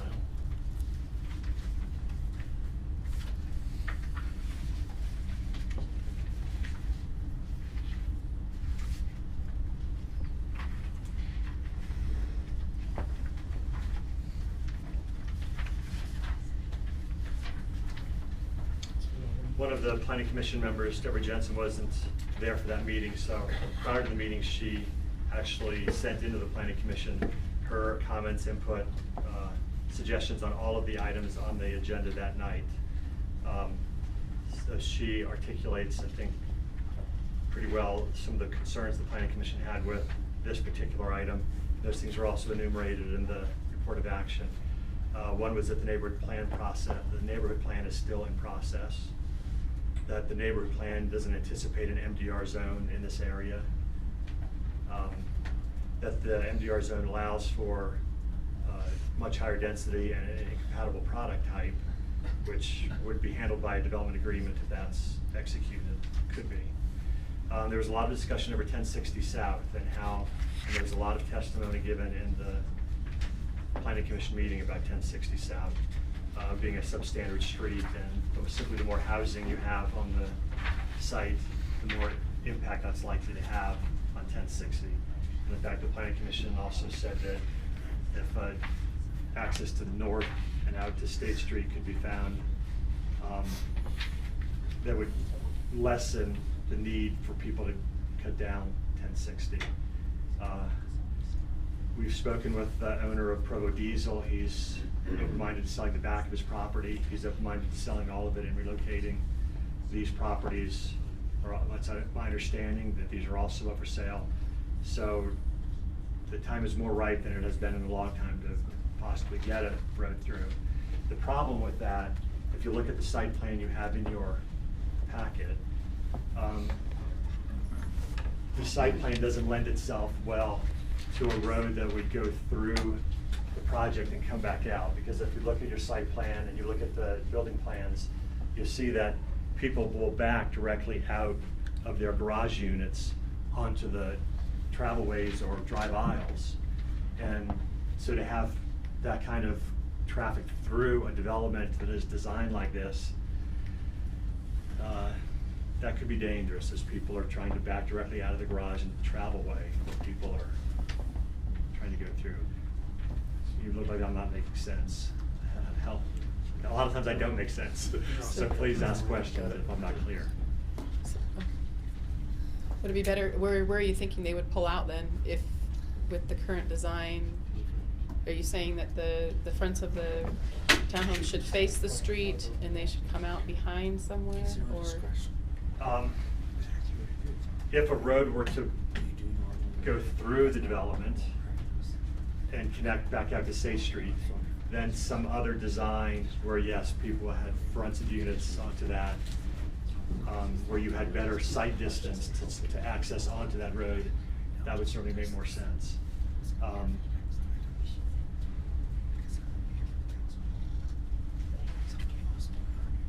Since the staff position has already been supportive of this product type and plan, it's hard for staff at this point to say, well, let's back up again and start over with a road that's going to go through and a different product type.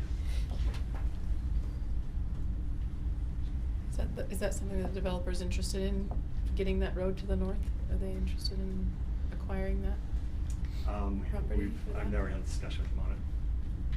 Did the traffic study examine the impact of the new completion of 600 East and the intersection with 600 South as an alternative way of accessing State Street?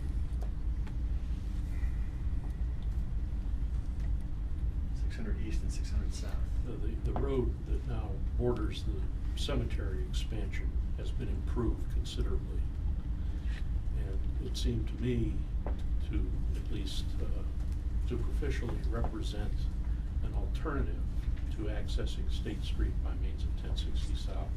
Yes. And I wonder if the traffic study had taken that into consideration. We haven't, the traffic study addressed impacts of the development, and the traffic study, I think, is recommending a right lane turning movement out at 1140 South and State. And based on the traffic study that was done, the engineering department has invoiced to us planning any additional concerns for additional improvements. I meant to say 1140, not 1060. 1140 South. Yeah. But 600 South offers an alternative. It's not a signal intersection, but it's only a block from a signal. And it may be an easier place in which to turn on your right or left on the State Street. Mr. Miller, do you mean 9 South up at the cemetery? No. You do mean 6? Yeah. Okay. It's the street that runs along, under the overpass along the front runner, by the front runner station. That's the next item, that's John Dester. No, but I'm thinking 600 South represents possibly a realistic point of exit or entrance for those who would be living in this subdivision. That it's not out of the question that they could use that to and not depend on having access to the south. Yeah, the challenge is getting them to drive around down to this to 1140 and 1140. So is that 9th East? Steve, is that 9th East? Yes. And around rather than go this way to 9th East and then up to where you're talking about. They actually have two possibilities. One is to go out 9th South, but the other is to go out 6th South. Yes, sir. Which is now, I think, made much easier by the changes that occurred in connection with the cemetery. Yes.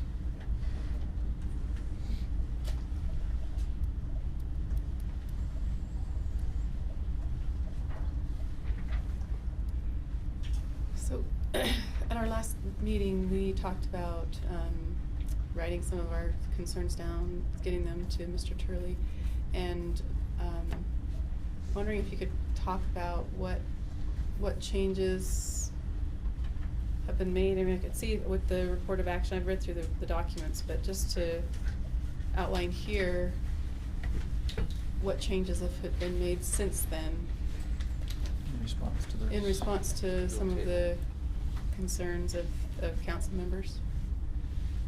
Can you flip the direction then? Did you see those recommendations, Bill? There were 3 council members who made specific recommendations to Mr. Turley. I remember seeing Dave Sewell's. I don't remember seeing the others.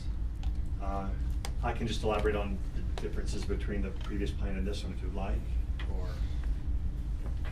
That'd be great, now I can ask the others. Mhm. So the other one was for 89 or so, 88 units. This is for 75, and again, those were a stacked product that was considerably taller, or could be taller, than the surrounding housing. The townhouse form is well established in this neighborhood. There's townhouses both to the south and to the southwest.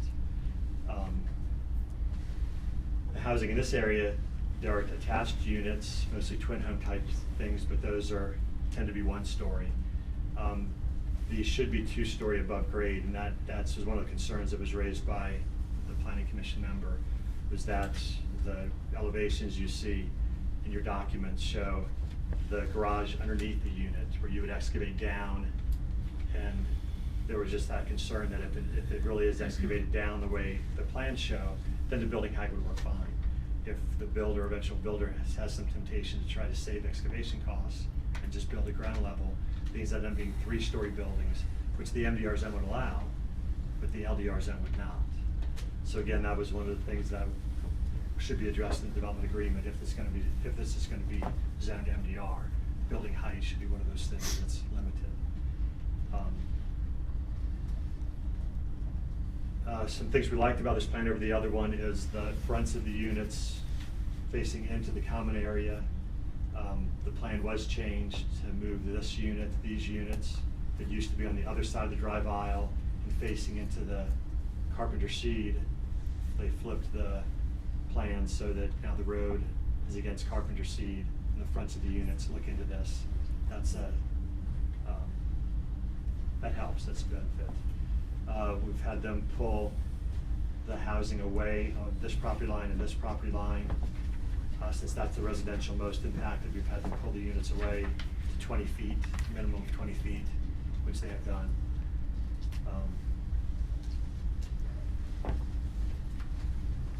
The building materials, I should have an illustration of that in your materials. It's stone and masonry product that will be very similar to what's in the area.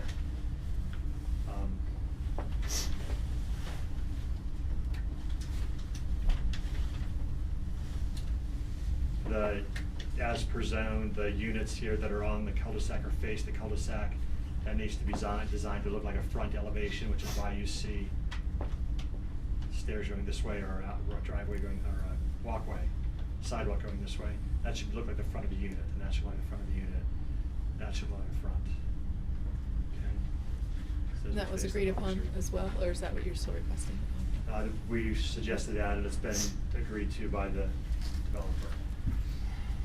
And where the road, on the south end, where that used to go into the other property, frontage road, what's that brown? So there's no, that's the little play area, Oh, play area. a little play area, just like this is a play area. Okay. Yeah, so there's no plan for a connection. So actually in this area, these townhouse units face this way, face to the north. These would face to the south. So while there would be parking between those two for these units down here, well, I think that's good that units face units, and we would recommend that. somebody with that. It's bouncing off the screen. Bouncing off the screen into Louise. I don't know if it's an angle, but I was trying to get it onto his forehead there. Yeah. We recommend there not be some type of barrier wall or tall fence there, because that, again, just closes off the development from the neighborhood. There's gonna be a fence, something smaller, lower, something open, that allows the developments to bleed together, would make more sense.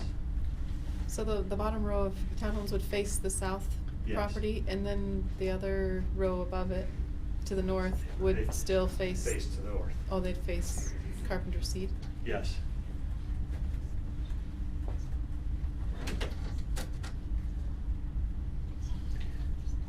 So there would be a wall. In the areas where there's commercial development, I'm sorry, I'm gonna do it, maybe I change my angle. So there would be a wall No, or something it's taller. worse. Oh, really? Sorry. Wherever there's commercial development, a commercial border, there would be a more substantial fence.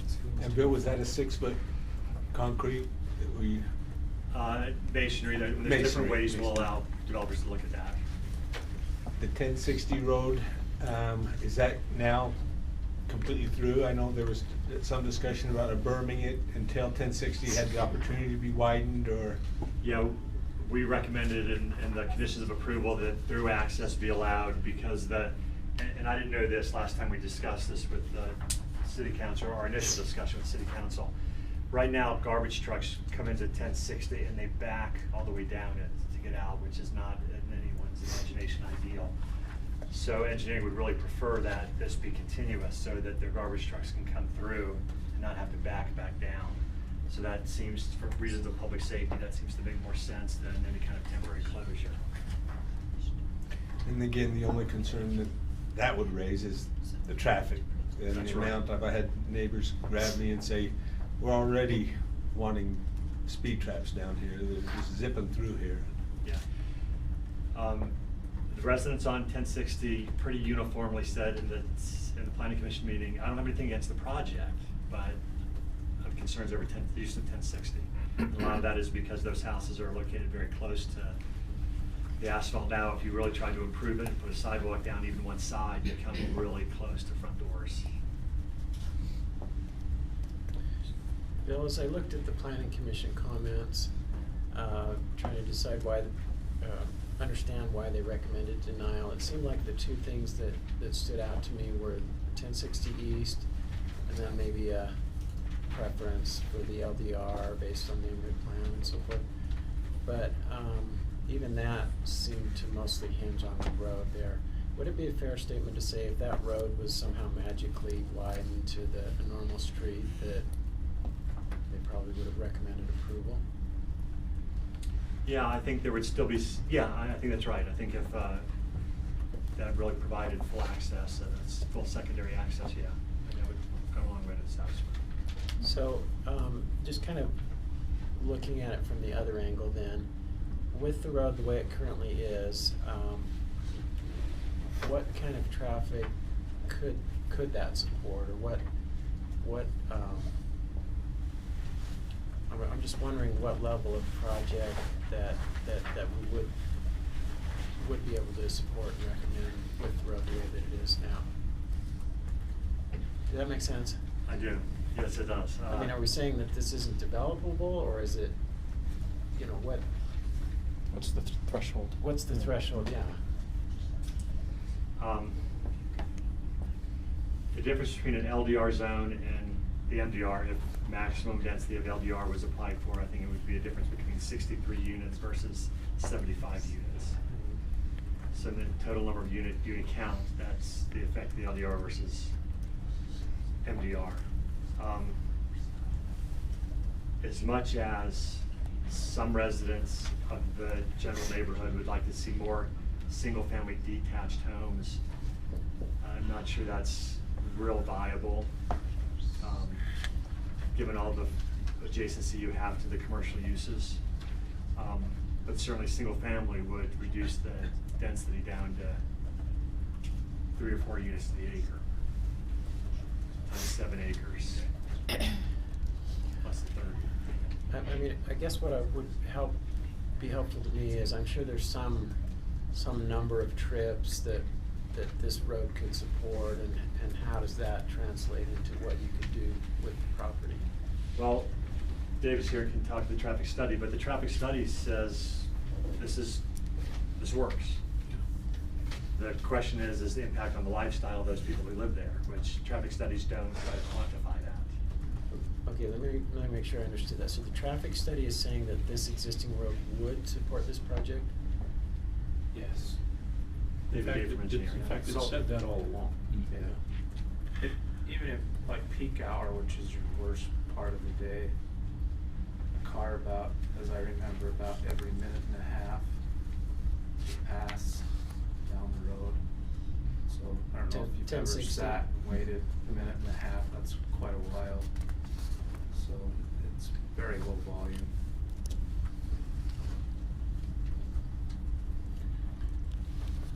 Yeah, can you? But that's comparing it to almost no traffic. That would seem like a big increase for somebody who's been living on a dead-end road.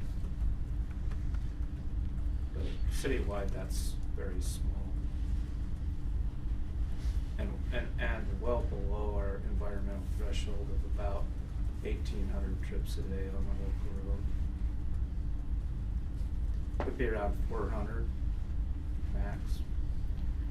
And so if the project was to go through, then are there things that you would recommend that would need to be done on the road, like eliminating on-street parking or things like that? Or? Right now, there's parking. Most of the people park in their driveways. Occasionally, there'll be somebody parking on the side.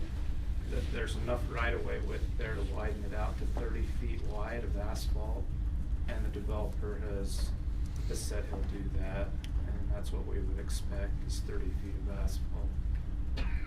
Okay, so when you say that this would support the project, then is that under the assumption that it's widened to 30 feet? Yes. Oh, Yes. okay.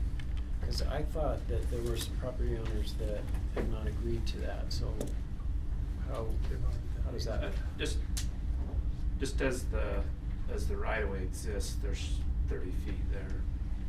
That's without acquiring additional right-of-way. Oh, so it could be widened without any additional agreements? Yeah. It could be widened to 30 feet? And that would be fence to fence.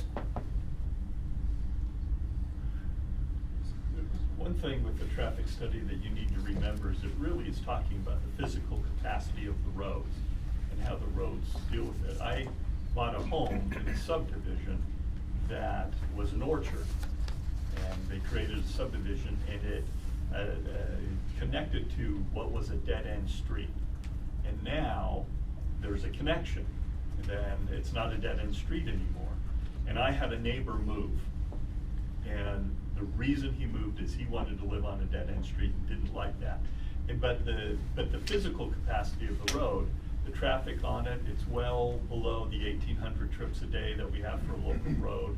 And most people were fine with it, but it was a huge increase from 3 or 4 trips a day to 1,700 trips a day, which is well within the capacity of the road to handle. Thank you, that was very helpful. You know, there was some question one time that I'd heard about description problems, so that 30-foot easement that is apparently already there, is that definitely set? Or is there changes that needed to be made to that to clarify description The problems? information that's been provided to us shows the 30 feet exists as it is. If you look at it on the county records, however, you'll see lots plotted over the road, shifted to one way or the other, but as you look at the county records and realize that that's a normal thing for lots to be shifted, and how they're plotted mathematically, and sometimes that doesn't fit the actual condition of what's on the ground, and it's just a mathematical error that was. And I understand that you can have starting points at the beginning, but is there actually physical Yeah. ground to put that 39? I guess that's the question. That's measured fence to fence. So it's not gonna be up to someone's front porch, the road isn't No. gonna be, It you know, would be right up to their. their fence as it is. And some people, that will be a change for them. And even though there is the right of way there and it exists and the city does have the right to come in and use that, that will be a change for people. And people frequently on roads that are less developed than that think maybe their front yard extends farther than it really does legally because of where the right of way is. And so that will be a change for them also. And I appreciate that. I was just wondering if people actually had a legal right and there was questions on the points of beginning or something like that. So as long as the ground is physically there. There's a lot of property description problems in the area, but the physical width would be able to be met there on the width. And will you give me one more time the difference between for this amount of property, the difference between an MDR and an LDR units per acre? I'm not units per acre, total units. 63 versus 75. 75 in an MDR. 12 units difference. 63 in there. It's not that the MDR is capped at 75, but the proposal is 75 and the LDR is capped at 63, right? Yes, the LDR only allows for 15 units the acre, which would cap its max out at 63. 62 and a fraction, which we round up by ordinance to 63. And the max for an MDR? Well, it's the 30 units to the acre. 30 units to the acre then. And so Times we're, 7.18. but this 75 is based on a proposed. Right, so the developer said he's willing to development. tie his own hands to that 75, and has said that he'll memorialize that in a development agreement. Well, is it fair to say that the city's interest would be in diverting as much, well, at least a reasonable proportion of the traffic exiting the development to the north? I'm sorry, could you say that again, please? Is it fair to say that the city would be interested in diverting an appreciable proportion of the traffic leaving the development to the north? Yeah, if a way could be found to the north. Are there any, has any consideration been given to ways in which to encourage that kind of route? Well, I think that was looked at, you remember that this project started years ago. That was looked at years ago, and those route to the north didn't look very promising based on the property owners at that time. That's something else that has changed, and changed very recently. Yes. While this has been under review. To bring a street access through to the north.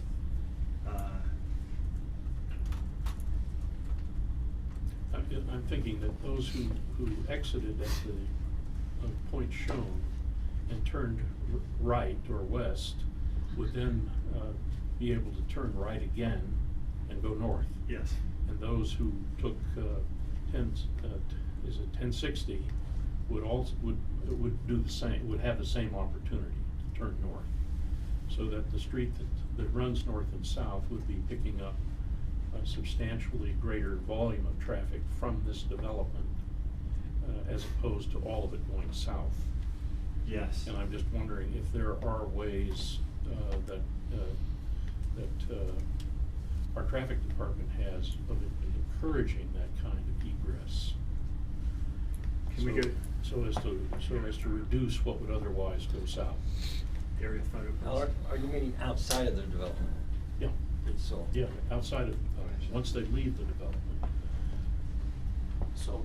Let's go to an aerial photo, so maybe that'll help. So right now, it's about a 50-50 split of what's expected to happen with the traffic inside the development.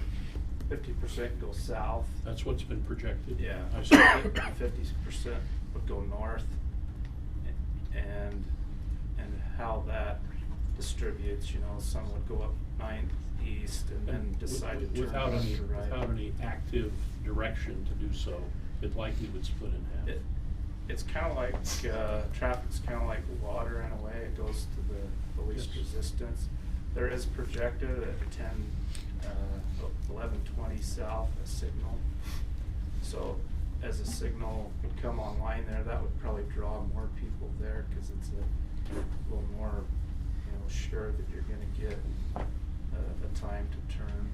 The left turns are the hardest movement, coming out of. So this is a signal on State Street. On State Street, yeah, sorry, I didn't So it isn't too close to the one that exists now, farther south.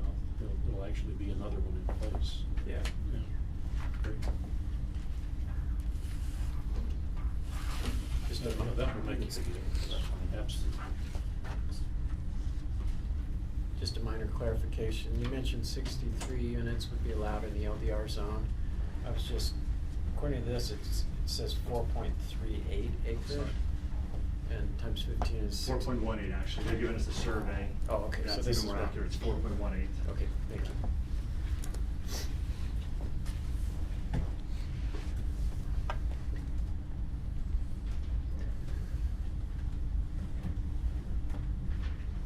As I look at this, I think I can see that the plan was at some point to go north, because that's why we have this road here on the south end of the property. And I guess Mr. Sturdy is not considering it to go north anymore, so we're ending it at this point unless we start to require something like that. Is that, what are the possibilities of getting a north access? We just, it's pretty slim. Just so that we can look at the road. Right from 9th south, it's those apartments and parking lots, so there's nowhere to go through those. And the next strip is owned by another property owner who's doing, right now in the middle of doing some development just for him. And then there's the diesel, I mean, they're just. We just need to be in the system.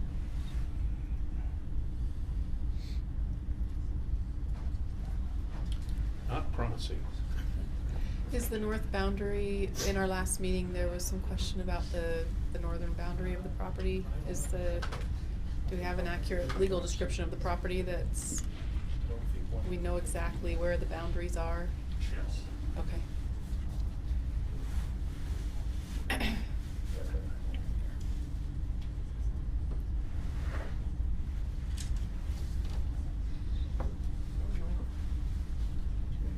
Zoom out just a hair more.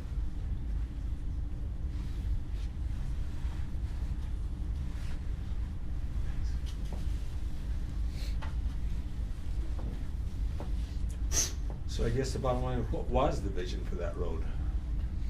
Why did we have them stub that way, just so they could get access to that particular piece of property and end it there? Or was there a vision to go forward?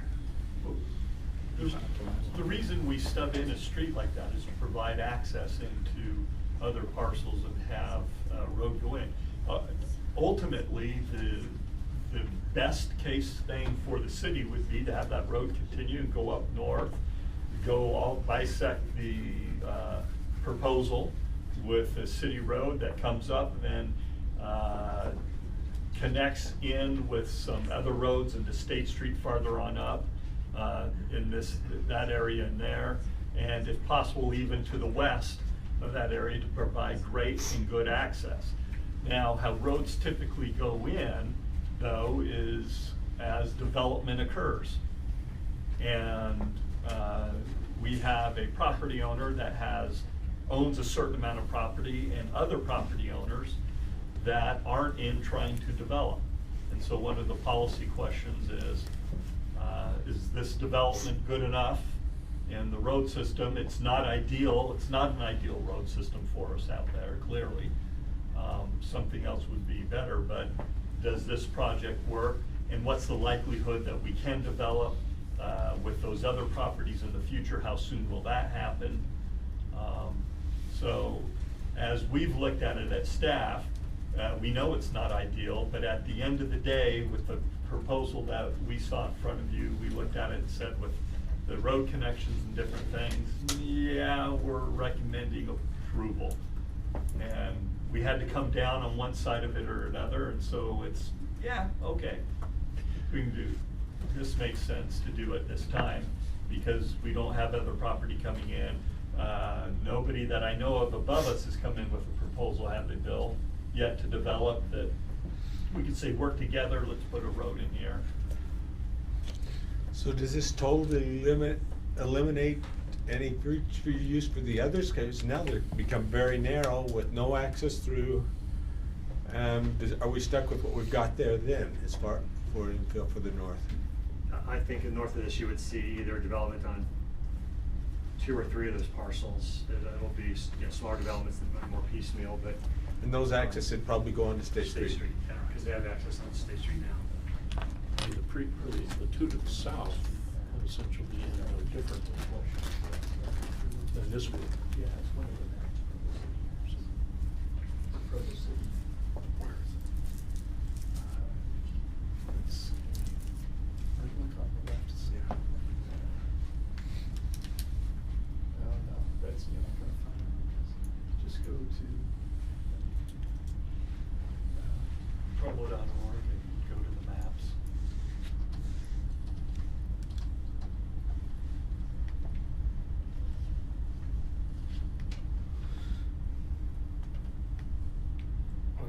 Under city service. Yeah.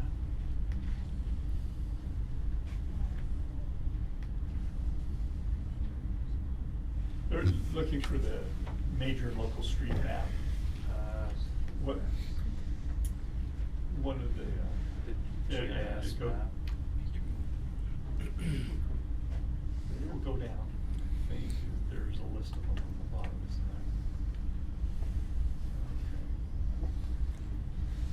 there? You You can do an overlay on GIS Home.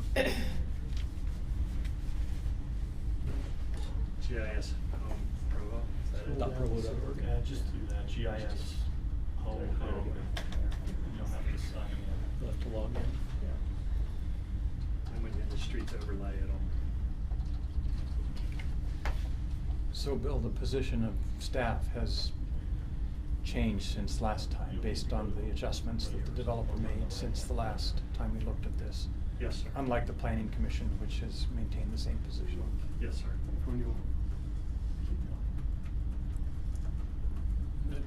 Is it fair to say, Bill, that change Go up, Bryce. that Chair All the way Garrett to the top. referred to is at least partly Second due one. to the development agreement? Down. Yes. There. Now zoom in.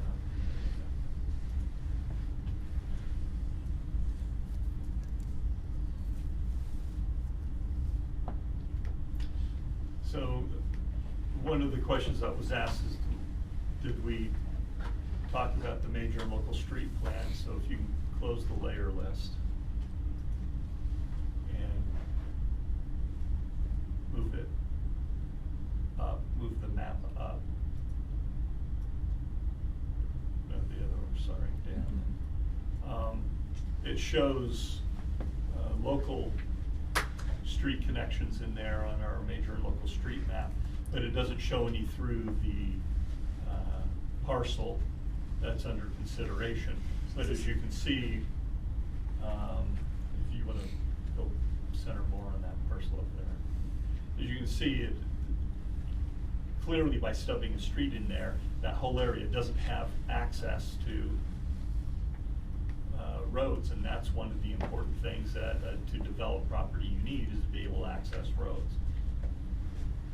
But again, that happens typically as development comes in, and sometimes the development pattern, that's one of the burdens of going first is you're first, and one of the burdens of going last is sometimes the road network is already established and you've got to connect in and do things like that. So we have a somewhat developed area, and now we have limited access points that can develop that entire area of not only with this project but above it. So clearly having the road go through and connect in other places would be wonderful if we could make that happen, but I don't have any know of any developers who are coming in up above our property owners saying, okay, let's do a project here and we can connect the road in and do all of that.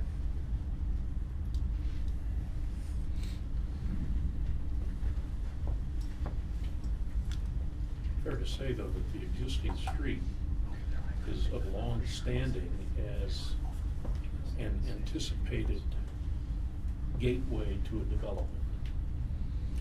Yes. Otherwise, the city would have cul-de-saced it. And I guess the bottom line is, should we at least have some opportunity? I can see where these homes are placed, that it's gonna be impossible to go through to another future. Could those homes be shifted so that possibly sometime we could do that? Is that? Could it be done? Sure. That's up to you. We'll talk. I mean, I think there's a real question as to whether it would make sense to do that. Well, dump more out onto State Street as opposed to having clear access to arterial. So all of your issues on that small road are gonna be amplified. Amplified if we go that direction. That makes sense.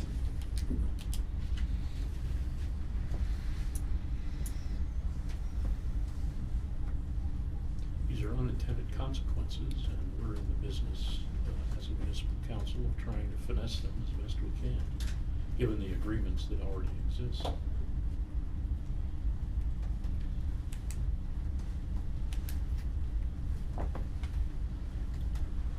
One more question for Mr. Day.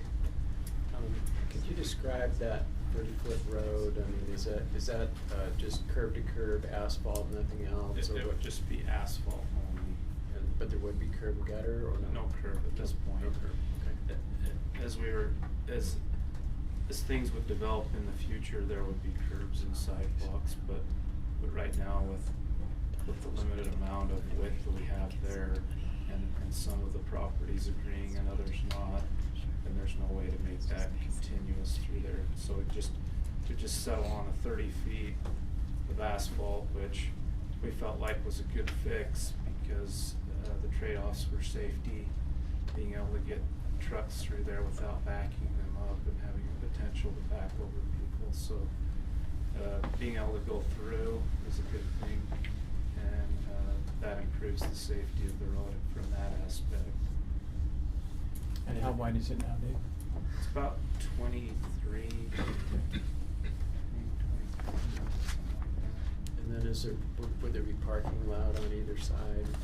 Currently, yes. I mean, And that's pretty tight, you know. If you've ever been on a road that narrow, you end up seeing a car coming and you kind of move over and wait for them to come through. But with a car in the peak hour every minute and a half, it's doable. Bill, just out of curiosity, what was the Bannock Drive that you just did? How wide was that road? Asphalt, curb to curb? Bannock Drive is a typical subdivision street, so it has about 38 feet of Is it asphalt. 38 on? Okay.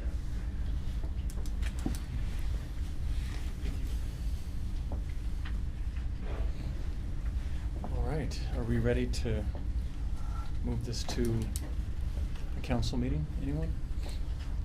I had one more question. So on the excavation of the driveway, if for whatever reason that were not possible, so water level, I don't know that there is a water level issue, but for whatever reason, if that's not possible, or for cost, if they, like you mentioned, if they decided they didn't wanna go that deep, would that be part of the development agreement, that the height of the building would be at a certain level anyway, so it wouldn't? We would suggest that. In a development. That there's a building height limitation, that it follows the building height for LDR zone, which is what the surrounding housing is. So that would be a concern that we wouldn't want to necessarily have it 3-story, so we're not that we suggest, it's just that would be a concern. Is that? That's a concern the staff has, whether or not you have that concern is. Yes, I'm just trying to help us here, Yeah, Brian. so you want, I mean, if that's a concern that the council has, then you want to articulate that you would not be inclined to grant the rezone because of that concern. And then it's up to the developer to propose a way of resolving your concern, one Right. which might be through a development agreement.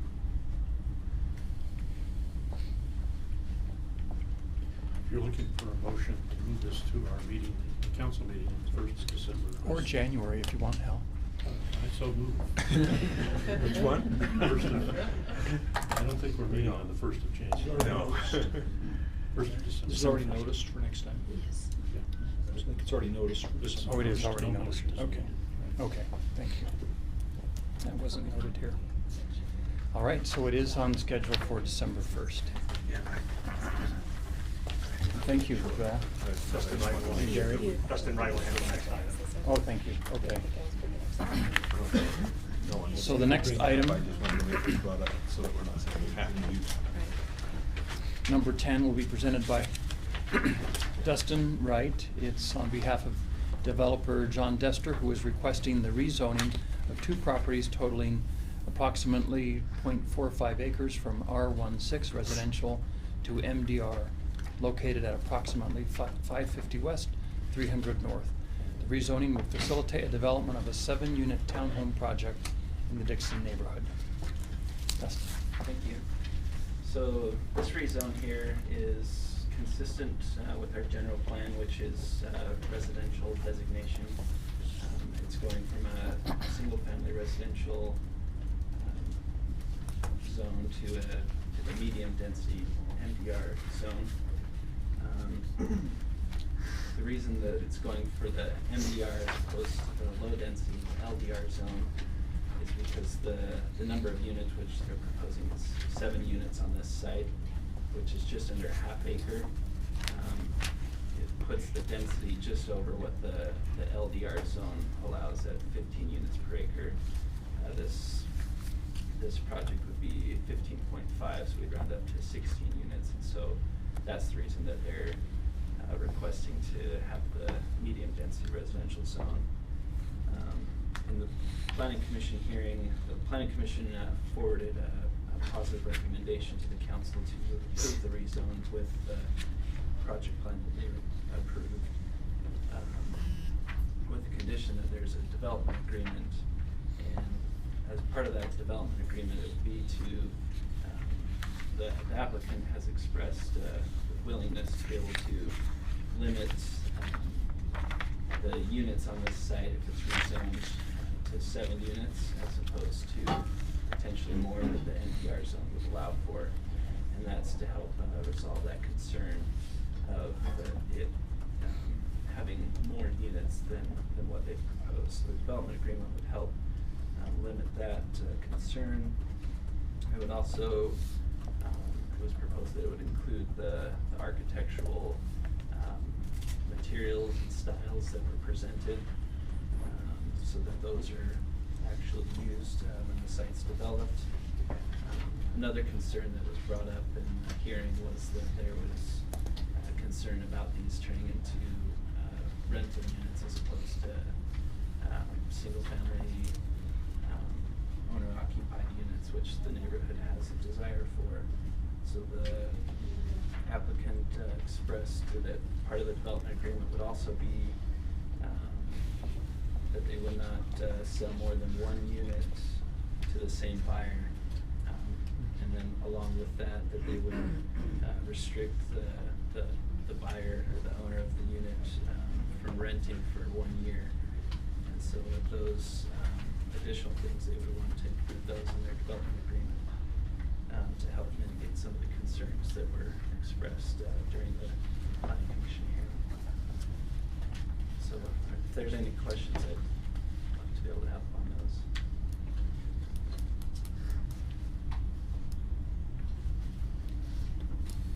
This is the site. It's currently 2 lots that would be combined into one.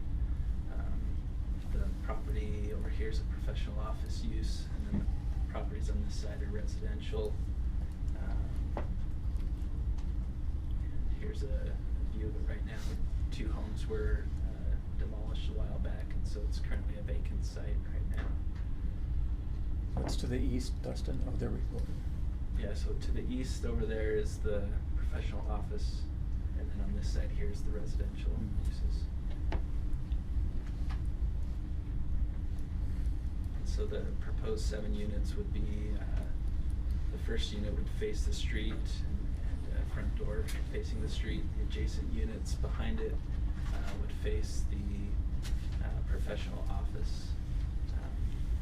driveway, and then on the back side would be where they'd have their garages loading from under the units, 2 cars per garage.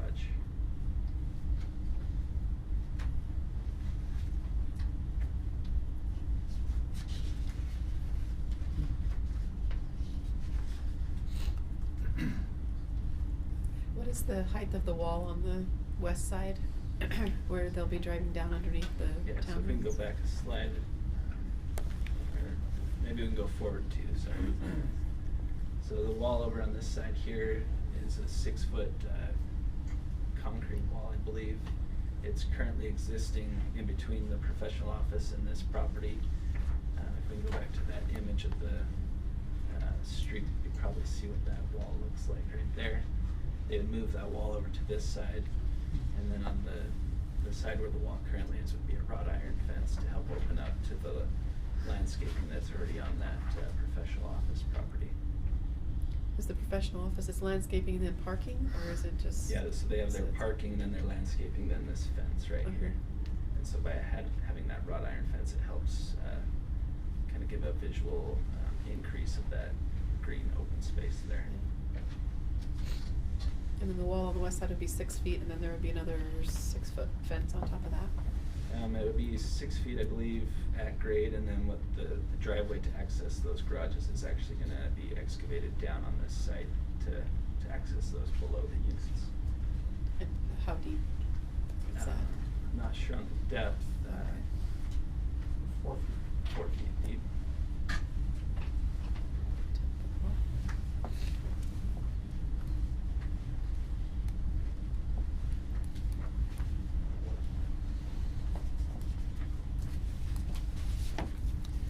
Thank you, Dustin.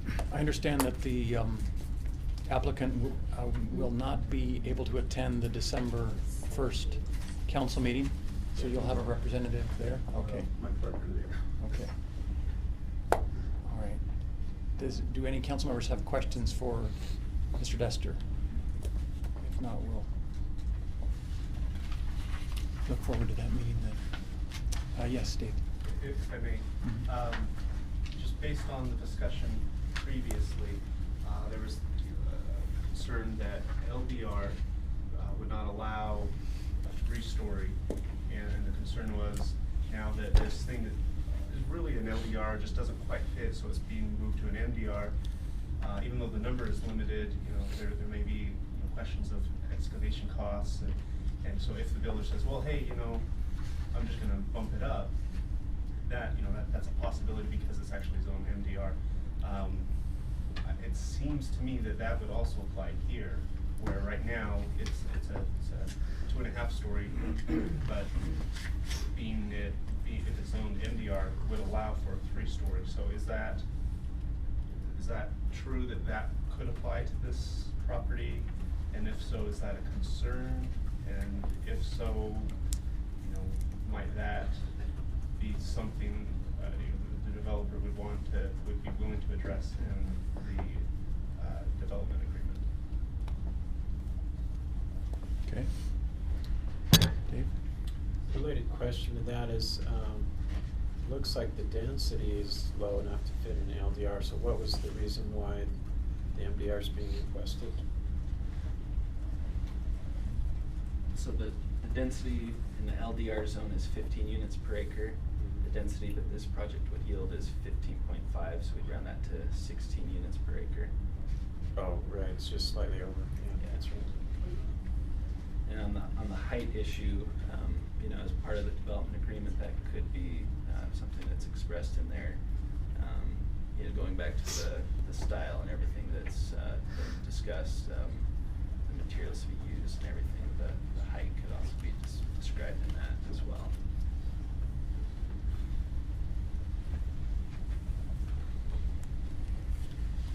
Any other questions? All right, then we'll look forward to discussing this item further during our December 1st council meeting. Thanks, Dustin.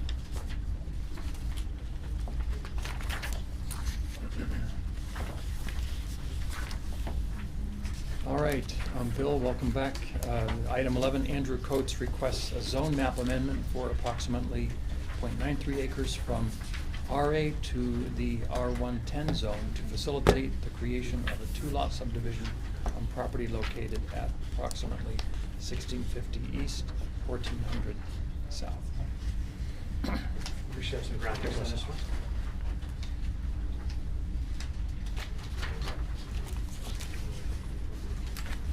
So this request has already been to the planning commission for the zone change, and it's also been to administrative hearing for the subdivision plat.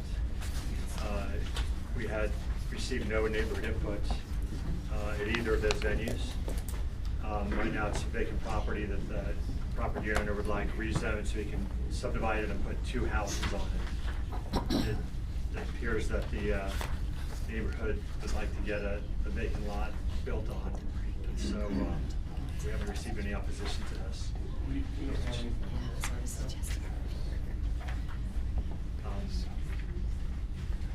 Is there anything inside that you can access?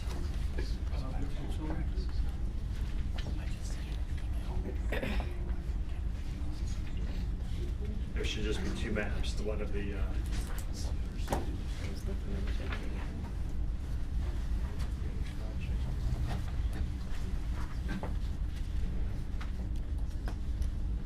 or you go to the CRC agenda if that's easier.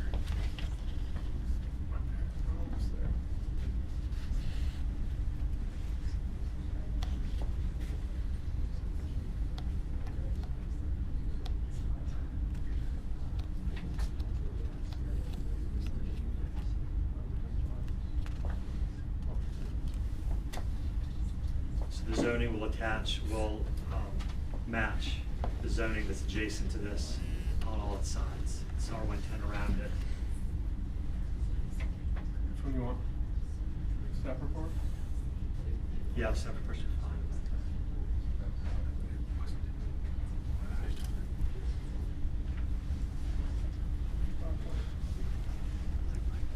You want the PowerPoint or the staff report? You want the PowerPoint? You want the PowerPoint instead of the Yes. staff report?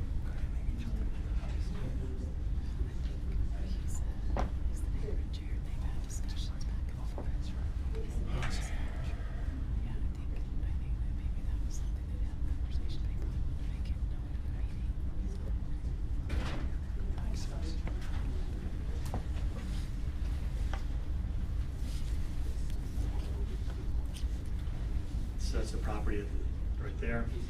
That's what would be rezoned. If we go to the next one, we should see a plat. There are the 2 lots.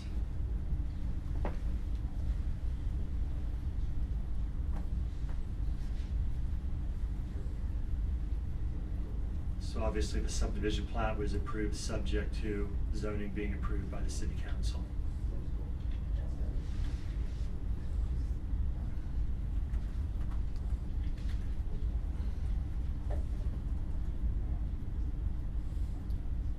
So that says earthquake fault zone, Bill.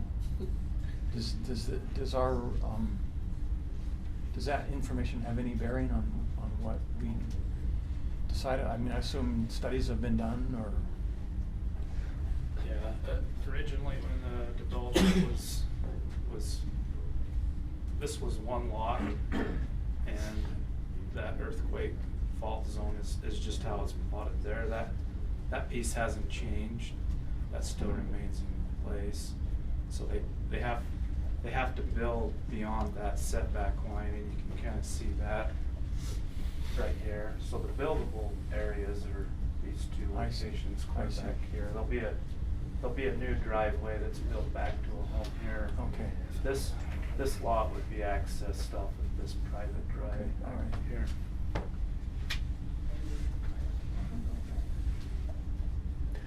Just out of curiosity, how wide is that private drive? It's probably 24 feet wide. And that private drive also accesses another home? Yeah, there's 4 homes on that private drive. I need to talk to you after this meeting then. By our ordinance, 20 feet is the minimum you can do for a private drive, but a lot of times the fire marshal. Now, is that for each individual home though? That's the question. They're sharing that. So they're sharing that, so, Yeah. okay. Need to talk. There is someone in the room who knows a great deal about this property. Or at least she was. She was. No, she's not. No. I beg your pardon.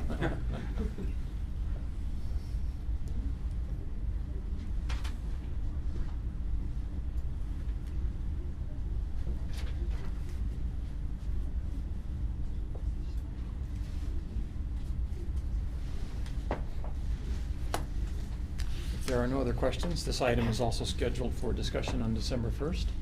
So we'll look forward to that discussion. Thank you, Bill. Looks like you can take the rest of the afternoon off, Bill. I sent all the planners to a conference today, that's why. Oh, yeah.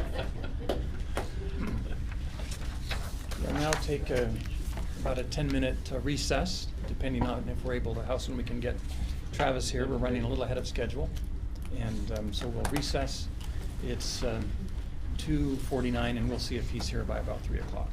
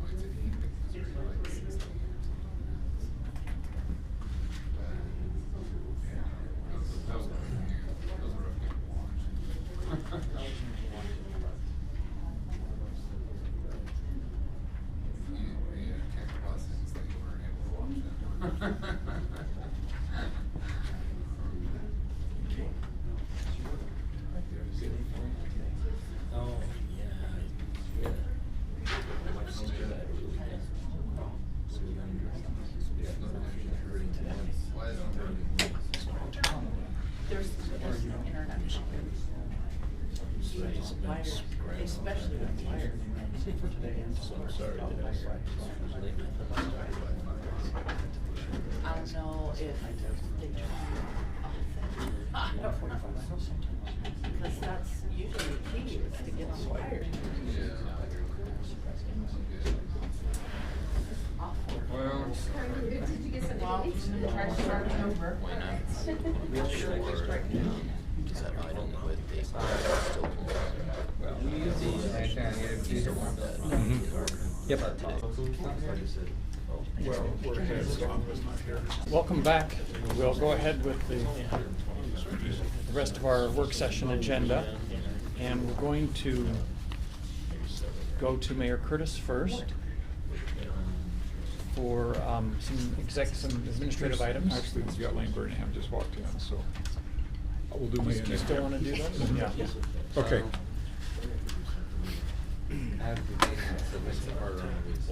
Okay, then we wait. Then. It's just, it's not. Oh, I'm sorry. No, no, I it's not apologize. that. I apologize. I thought we were gonna take On Thursday or not. You still want John? Go ahead. Do we still want John? We're gonna take John early anyway. Let's let him know we're ahead of schedule. Yeah, take John. Yeah. So he'll be up here in just a minute. Sounds good. Okay, Mr. Chairman, thank you for a couple minutes. I wanted just to review the retreat with all of you and thank you for your attendance.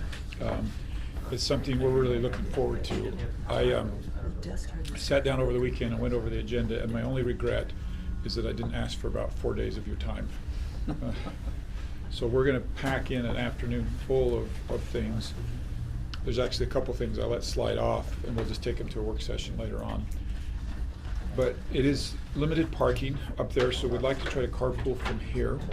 And other than leadership, if you could meet here at 12 o'clock, we'll drive you up in the van. If you do have a need for a car, we can accommodate some cars up there, but if we can get us all up in the van, that would be good. And then if we could carpool at least some for leadership, we're gonna have leadership up there at 11. Okay. Are you all right leaving from here at 10:30?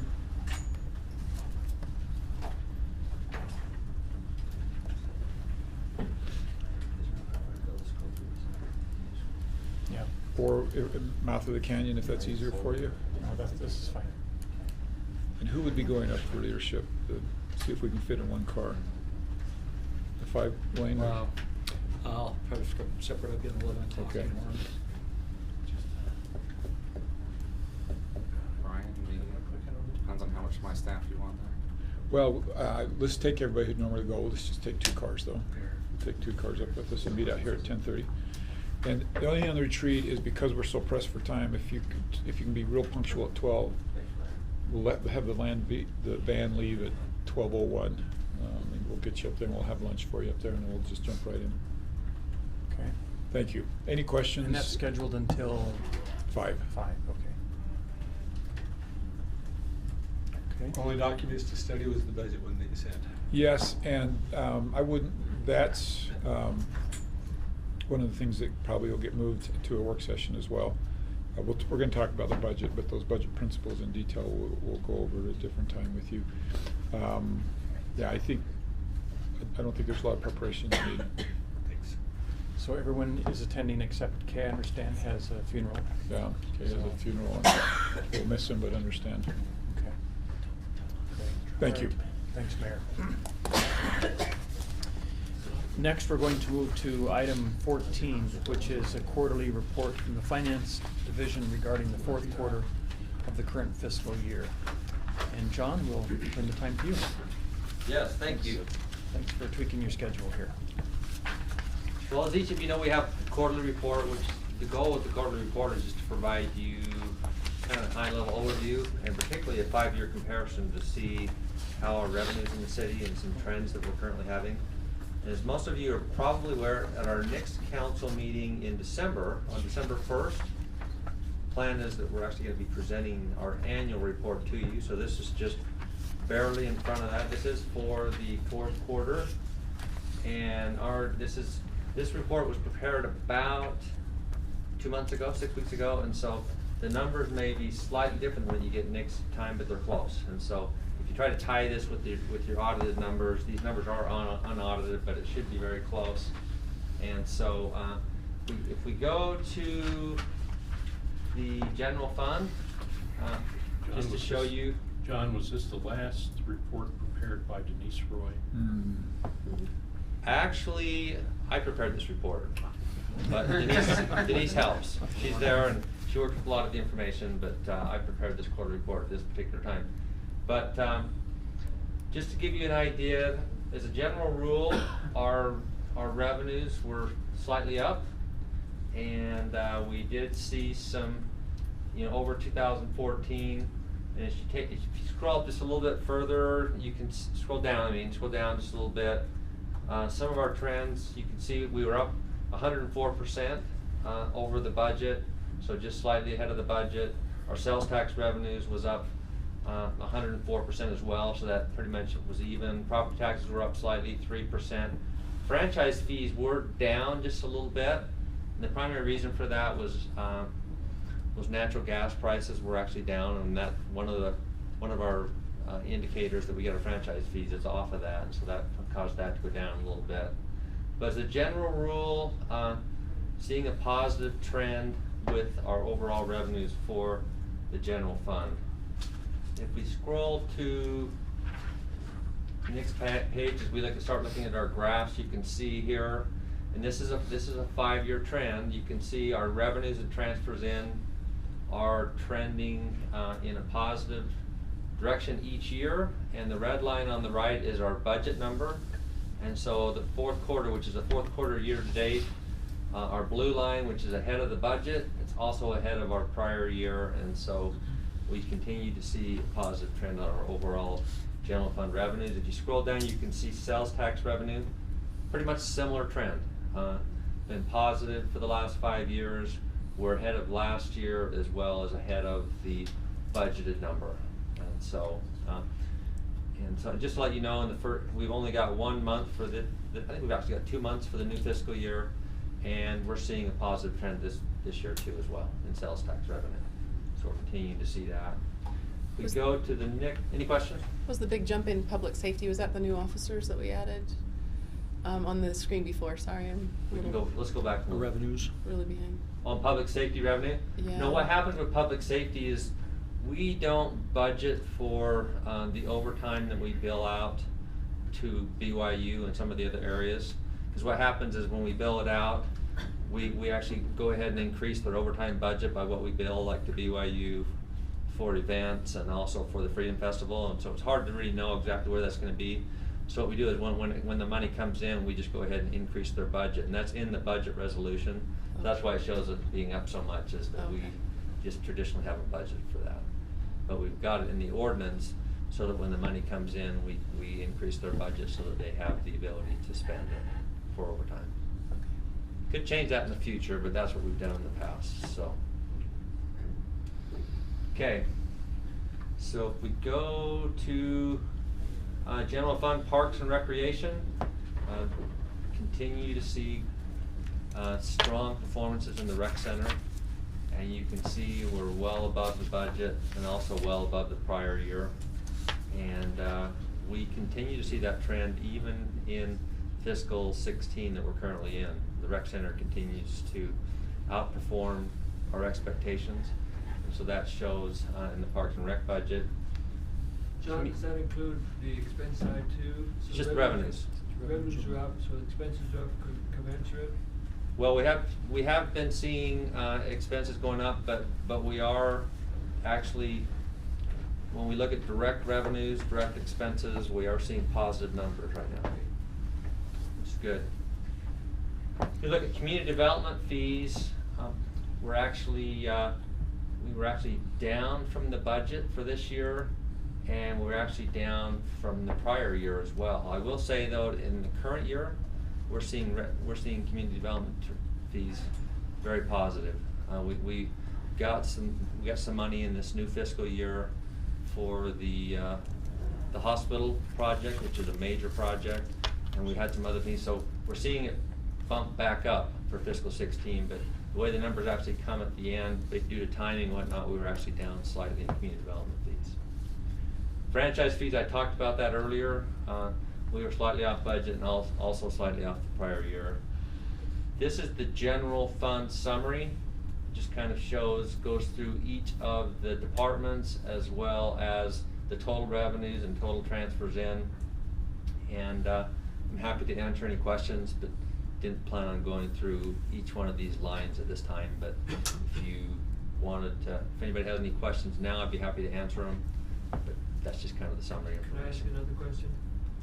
My property tax mill levy was down for the city, so we actually paid less property tax in the city than we did last year. People have asked me why the property taxes have gone up. It's the school district. Yes. Because we're actually down. Is that because we have more property on the books, so like mill levy can come down? Well, what happens is the rate goes up, okay? As the property value goes up, due to the truth and fact, due to the way the property tax structure works, when the value goes up, the rate goes down to help keep the property tax at level. But this year we did have a property tax increase in the general fund that we funded one officer for. So you should have seen overall a slight increase. We had a debt service. But we had debt service for the library that fell off. It actually went down. Road bond. Yes. No. Road bonds went off. We wrapped the rec center bond around the library bond. So when library bonds came down, the rec center went up, but the road bond payoff occurred last year as well. Yeah. So it was debt service that came off. Yeah. Constituents question, you can say it's not the city. Right. It really isn't. Yeah. There were some major increases for some of your neighbors who were complaining to me. Like, it's not the city. Just based off that comment, I mean, you actually raised the property tax this year, and it still went down. Right. Yeah. that debt service that fell off. And what happened too is that the rec center actually came on the year before, and the plan was that it dropped off through the rec center. It would keep it level. So you actually had 1 year where the old was still on there a little bit, and then this year it dropped off.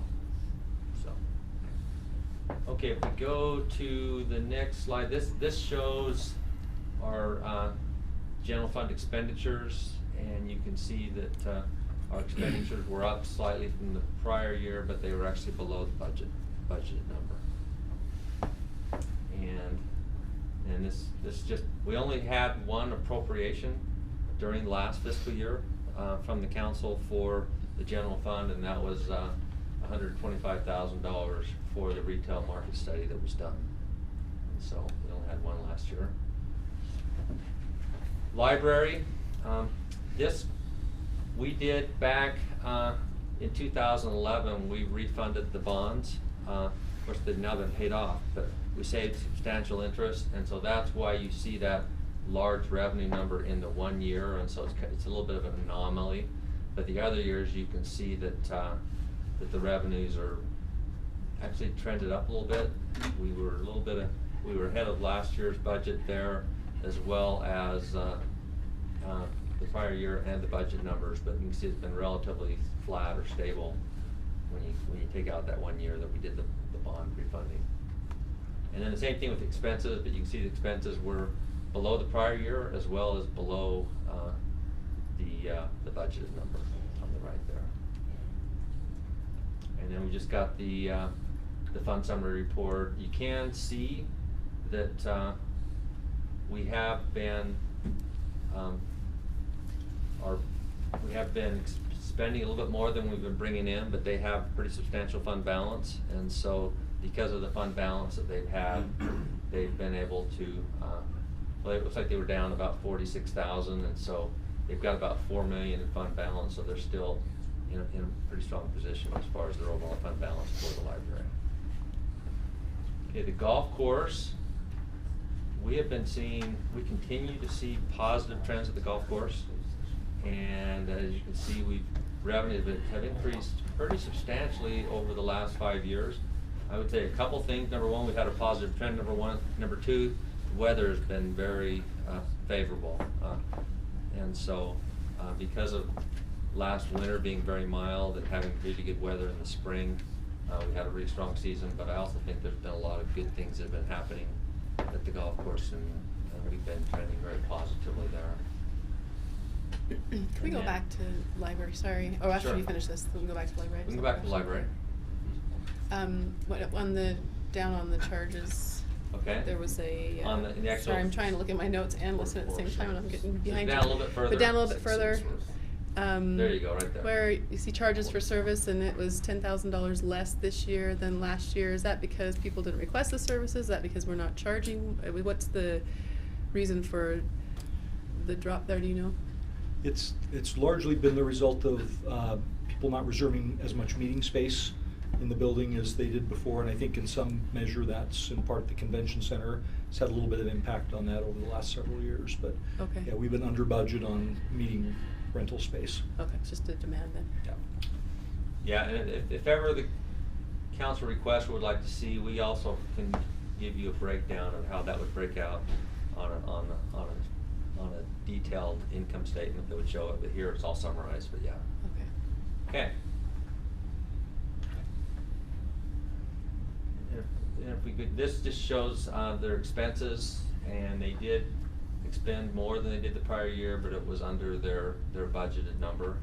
And then as we look down here, you can see where they were at on an overall bottom line perspective. You can see that their transfer in for this year was about 144,000. The prior year was about 159. So that the transfer from the general fund was less, or the subsidy that we provided.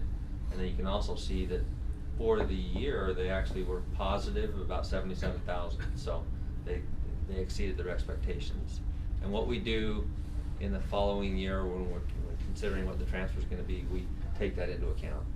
And so the general fund, gets the overall benefit from the revenues exceeding and the subsidies decreased, and so that's netted out and taken into consideration. The water fund, what you can see, the reason that there was a sharp increase in the budget and a sharp increase in the actual revenue for this year has to do with bonds that they issued. We issued 12 million in bonds, and we recognize that as a revenue based on the governmental accounting guidelines in the year that it happens. And so you can see that our revenues actually exceeded our budget slightly, but pretty close to what we anticipated, and that jumps related to the bonds that were issued. And the same thing happens on expenses. When we issue bonds, we also recognize an expense for the same amount, and so kind of messes everything up from a comparison standpoint. But that's the reason that you see the jump. But the important thing is you can see that we were slightly under budget on the expenses, and that we're close and according to the budget. And then this is the fund summary, and you can see down under other income with the $12 million, that's what that is the bond proceeds. And then also you can see something similar on the expense side, and it's actually shown as a transfer because we move it over to our capital improvement fund to spend money. Okay, and then the next slide, this is wastewater, and wastewater had the same issue. They issued $10 million in bonds in wastewater. At the same time, we did them together. It was a total of $22 million, and so that's the reason that you see the revenues jump there, and as well as the budget. And then this shows the expenses with a similar trend there. And then you can see that their net year to date, they actually showed positive $778,000 in income for the year to date. So substantially, showed some positive numbers increasing their fund balance.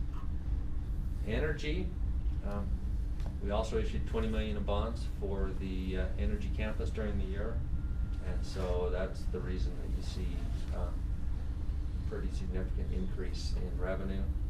They were below budget, and some of that has to do with weather, and a lot of times, depending upon the type of weather we have, impacts the actual revenue consumption that's used in energy. If you look down here, you can see that the expenses out also were up due to the bonds being issued, but you can see that they were actually below on their budget. And some of that has to do with the fact that the volume was down, the consumption was down, and so the amount of power that we had to pay out was less as well, and so that kind of compensates there. We go down to the fund summary. If you go down just a little bit further, you can see that their fund balance is right around 12 million. And this doesn't include the capital improvement fund. This is just the operating fund. And they were positive. And like I said, these numbers may be slightly different in the CAFR because we hadn't gone through the full audit yet, but this should be fairly close to this. Okay, the next page, the airport. And we did see a little bit of jump in revenue at the airport from the prior year, and that's due to operating, but it's also due to transfers. We transferred some additional funds to the airport to help cover for their fund balance needs and some of the programming that they've had. But you can see that we did exceed the budget. If we get down here, see our expenses were well below the budget. And if we take a look at the fund summary, scroll down just a little bit.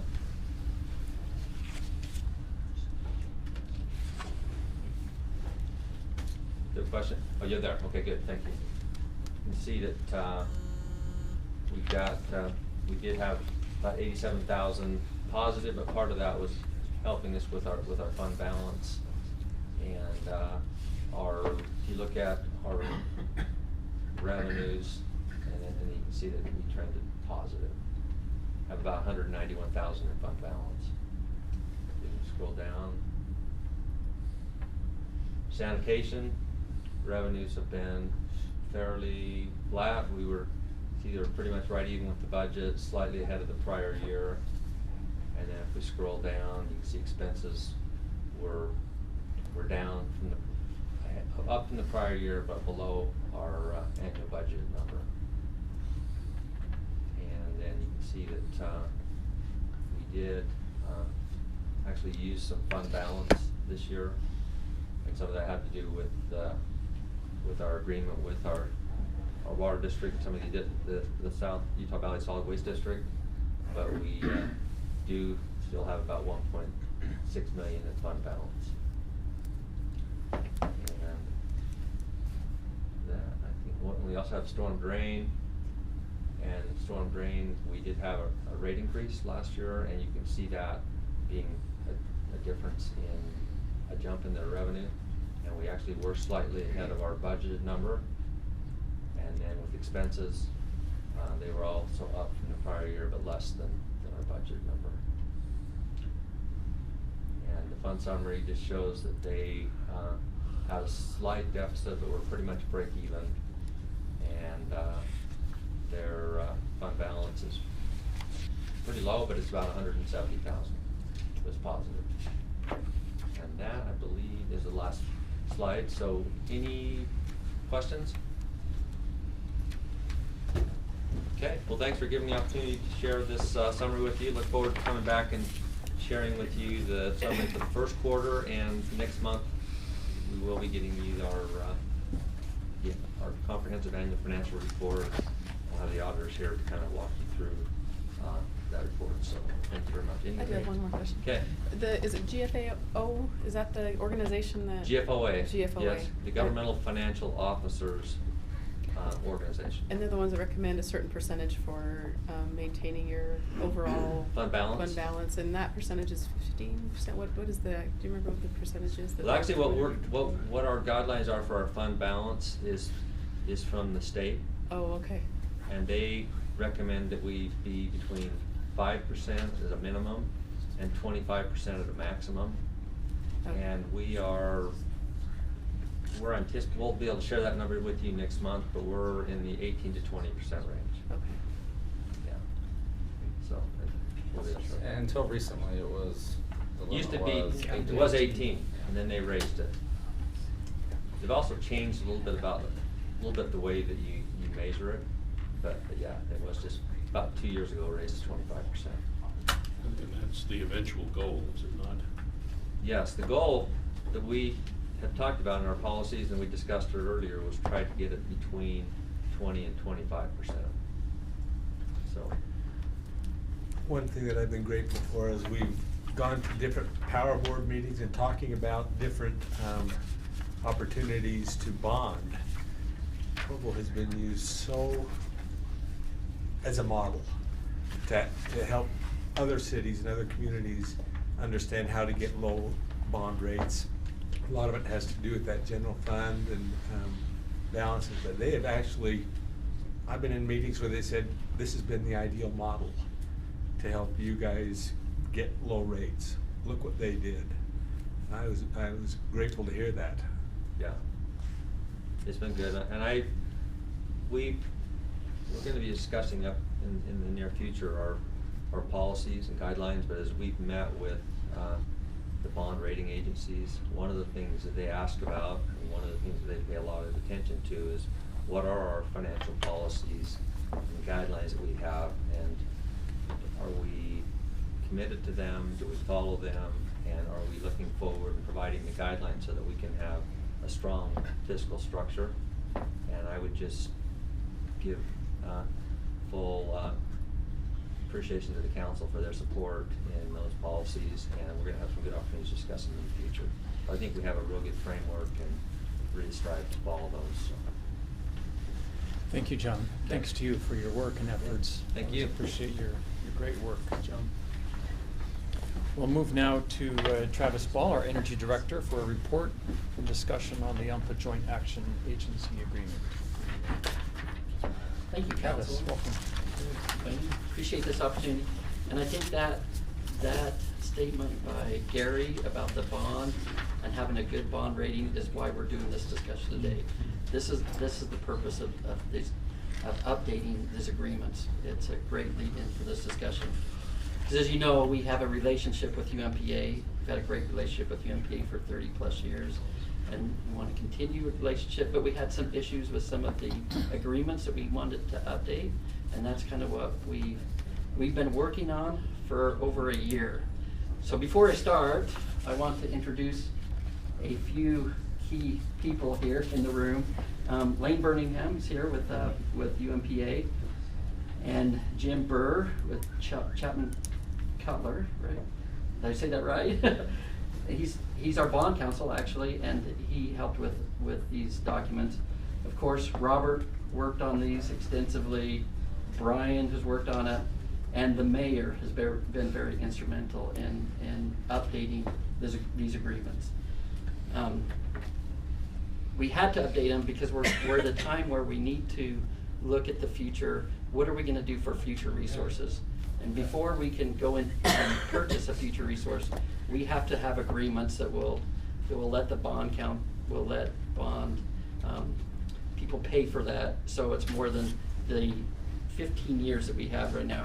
Let me just say, the interlocal agreement we signed in 1980, it expires in 15 years in 2030. We have a power sales agreement that we signed in 1985, and it expires in 2025. And then we have a capacity purchase agreement that we signed in 1988, and it expires in 2025. And so any type of resource that we go out to purchase, we will need at least an organization, a contract that we have for at least 30 years and up to 50 years. So that's kind of the purpose of why we're having this discussion. As you know, since we've been a member of UMPA, we've had very stable rates. We've also had reliable resources, and I think a large part of that is because of our relationship with UMPA. And I think we have a strong relationship with the bondholders. All of the bonds for UMPA will mature in 2018. So we've paid off most of those, but now we're looking at new resources. There's a few other reasons why we're trying to update some of these agreements. We want to incorporate some changes in state and federal law. We want to update some of the current operations that we do between UMPA and Provo and the other members. And the main reason is we want to position the agency for future projects, for financing. In addition to that, there were a few concerns that Provo City had that we've worked through, the mayor, Wayne. We've had some concerns. Some of it had to do with the voting rights that we had with UMPA. I think there was some misconceptions of what those were, and so we wanted to make sure there was clear language of how votes would take place as part of these agreements. We wanted a way that there's a weighted vote on any large transaction. So the mayor or whoever's on the board of UMPA didn't have to call for a weighted vote. There was an automatic weighted vote. We also wanted the ability to go with resources that maybe other members of UMPA didn't want to do. For instance, if there was a renewable resource between now and 50 years later, we don't know what's going to happen in the next 20 years on resources. But if the city wanted to purchase a resource that the other members may not be inclined to do, we wanted the ability to do that up to a certain percentage. And that was a big concern. And I think we've worked through that. And finally, we wanted to clarify some of the decommissioning cost when the projects were completed. And I think all three of the concerns that we had have been worked out, and it was interesting the process because I think some of the other cities have already gone through these, updated the agreements and assigned them, and we've been working on them, and they have to go back to those cities now and get them agreed upon. But that's kind of the issues we had, and Brian was going to go into the specifics. I'll turn the time over to him to kind of go over the specifics in the contracts, but is there any questions you have for me, for Lane, or Jim Burr? Gary. Will you explain, so we know what a decommissioning cost is, and why are we dealing with decommissioning if we are looking to buy new resources? What's this? Whenever you buy a resource, that's part of the O&M expenses. I mean, you buy a resource after the life of that project, who pays for that cost to decommission it, to take that plant down? So right now you've seen there's a lot of coal plants that have been taken offline. It's a large cost to decommission a coal plant. Who's going to be responsible for those decommissioning costs? And so that was put into contract so that there's a fair share of those expenses. And do we have plants that are being decommissioned? Not right now, but there could be in the future. I mean, we have ownership in Hunter, the Hunter plant, Bonanza. Some of those plants, we want to make sure that there's a fair share of those costs when they are decommissioned. There's not a set date to decommission those, but as you've seen, some of the EPA rules are making that more and more likely to happen. Anything to add to that, Lane? No, other than there'll be no doubt that when Hunter is decommissioned, the other 5 cities are gonna pay their fair share. Yeah, I would just add to that, Travis, if you don't mind, you know, when we signed the agreements back in the 80s, because the agency was just starting up, the whole vision was about, at least this is my perspective, the vision was about how to get it started, and I don't know that they really thought through, well, what if the agreements end, what if the plants end, you know, and so the fact that we came up to this renewal period allowed us to think through, because the agreements are starting to approach their end, then that brought to everybody's mind, well, what if they end, what happens? And so a lot of some of the changes to the agreements were made to clarify those kind of things that really hadn't been thought of when the agreements were first drafted. And if you think about it, Provo actually purchased that first piece of Hunter, and because the agency has been using that, then they've accepted the responsibility to be part of that decommissioning cost. It won't all land on Provo for those decommissioning. Did you have another? There's 3 issues that you described that Provo has given particular attention to. My question is, do they cut across all 3 contracts, or are they specific to 1 or 2? And they're kind of addressed in each individual one, and by coincidence, it kind of works out that there's one of them in each document. I see. But you're really asking, given the changes that have occurred, the revisions that have occurred, you're asking the council to simply extend the life of each of those contracts. That's the issue. Exactly. Thank you. Yeah. Thank you. Thanks for that clarification. So maybe if I go really briefly into those 3 changes, and then that may generate more questions, but I'm not going to go into a lot of detail. You know, the operating principle in drafting these documents, and I know Jim was trying to accomplish, was let's not screw anything up and start from scratch, because the documents have been working. So while there were updates to bring them into compliance with state and federal law, and while there were updates to add a few things that we hadn't thought of before, and changes in the way the operations have morphed over the 35 years since they started, the documents weren't substantially changed, at least in my mind. But there was, as Travis already talked about, there were 3 significant concerns that Provo had regarding the negotiation, and as I said, just by coincidence, one of those applies to each of the documents. So there was the capacity agreements, and that's where we dealt with the decommissioning costs, and that's already been addressed, so I don't know that I'll say more than that. But then in the interlocal agreement, the main concern that Provo City staff had was, one, that there seemed to be, from conversations that were out there, there seemed to be some misconceptions about how the voting in the agency actually worked. So one thing we wanted to do was to clarify that, so that those misconceptions didn't persist. And then 2, there was some discussion that even though there was a weighted vote provision in the original documents, and I'll talk about that in a second, it had to be invoked by someone, by one of the directors, and there was some discussion that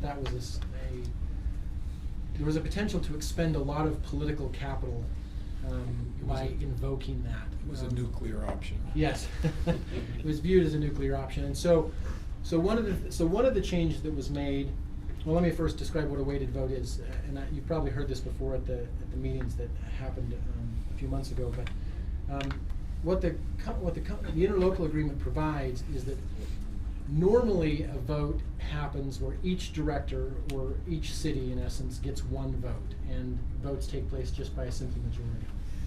But if a weighted vote applies, then every city is viewed to have as many votes as their share of the total energy of megawatt hours of the agency. And so for a weighted vote to pass, not only, you must have at least 3 members vote for it, and the percentage of the megawatt hours that are voted in that way have to exceed 50%. Given the current structure of UMPA, what that essentially means is that Provo has a veto, but doesn't necessarily have an override to automatically approve something that other cities don't want. There would have to be at least 3 cities that agreed to something, including Provo, for something to go forward that where a weighted vote is called for.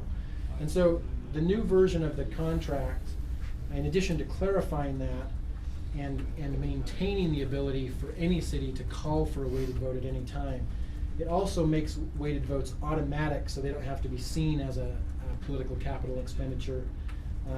Whenever, for approval of the budget, the addition of new power supply resources to the portfolio, the issuance of bonds, and financial transactions in excess of $5 million. So those kind of really large decisions are automatically done by weighted vote under the new agreement. And that was really the only, I think, significant change to the interlocal agreement. Any questions about that? And I think, what constitutes the weight? I think that might be good for the council to know, to understand what a weighted vote is, because it's based on power usage. Right, so what the contract says is each director shall have the same number of votes as the number of megawatt hours sold by the agency to the member in the last year. So instead of having 1 vote, if we used 500 megawatt hours, then we have 500 votes, right? That's what percentage, about 70%? Yeah, a little bit less than 70 now. Yeah, in the 65 to 70 range, right? And so every city would have votes proportional to the number of megawatt hours they used in the previous year. And then in voting those, you have to achieve 50% and at least 3 cities concurring in order for something to pass. And as I look at that, I expect that, the growth that we're looking at, it is going to change some of the ratios at some point to some degree. Right, that's true. I mean, there's the potential, the ratios will definitely change, and depending on how growth happens, there's a potential that Provo, the way this is currently drafted, it's at least theoretically possible that Provo could lose its veto if we at some point have less than 50% of the megawatt hours consumed. I don't know if that's likely anytime in the near future, but It'll take some time. Is that fiscal year? Yes, it is. Yeah. And did I understand correctly that it only requires the request of 1 director for the weighted vote to be held? Correct. Other than those 4 situations where it automatically happens, any director can request that the vote be taken that way. How much do these illustrious improvements reflect the chairship of the UMPA in the past year? I'll have to defer to the chair. I will. Actually, I'm glad for that opening, because simply making this request could have been viewed as nuclear, right?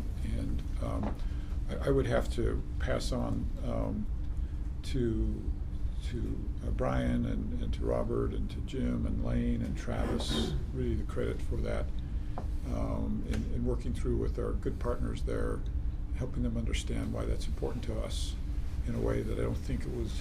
Lane, maybe they've been hiding it from me, but I don't think it was viewed as nuclear to ask for that. And so it potentially could have been very tense, and it wasn't. But I think really all of those need to be give it a big star on the forehead. And it was nice to have that outcome. And then the other, the other significant change was in the power sale, or the other significant issue that we addressed was in the power sale agreement. We did clarify provisions about member projects, and Travis would certainly be able to clarify in much better detail what that means in practical terms. But what we did there was we were worried about, he ran through the list: community solar, renewable resources, something that Provo might want to do that would alter the fact that the contract currently says we must obtain all of our power from UMPA, and what were the exceptions to that. And so what we did is this provision allows member projects that would reduce our consumption from UMPA, so long as that's not by more than 5%.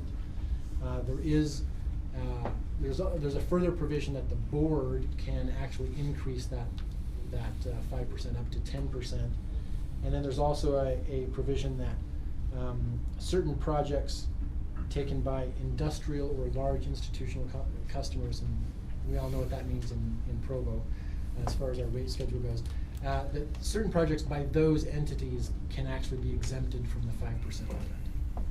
So, and we also have to mitigate. There does come upon us an obligation to mitigate impacts of doing those member projects to the rest of the agency.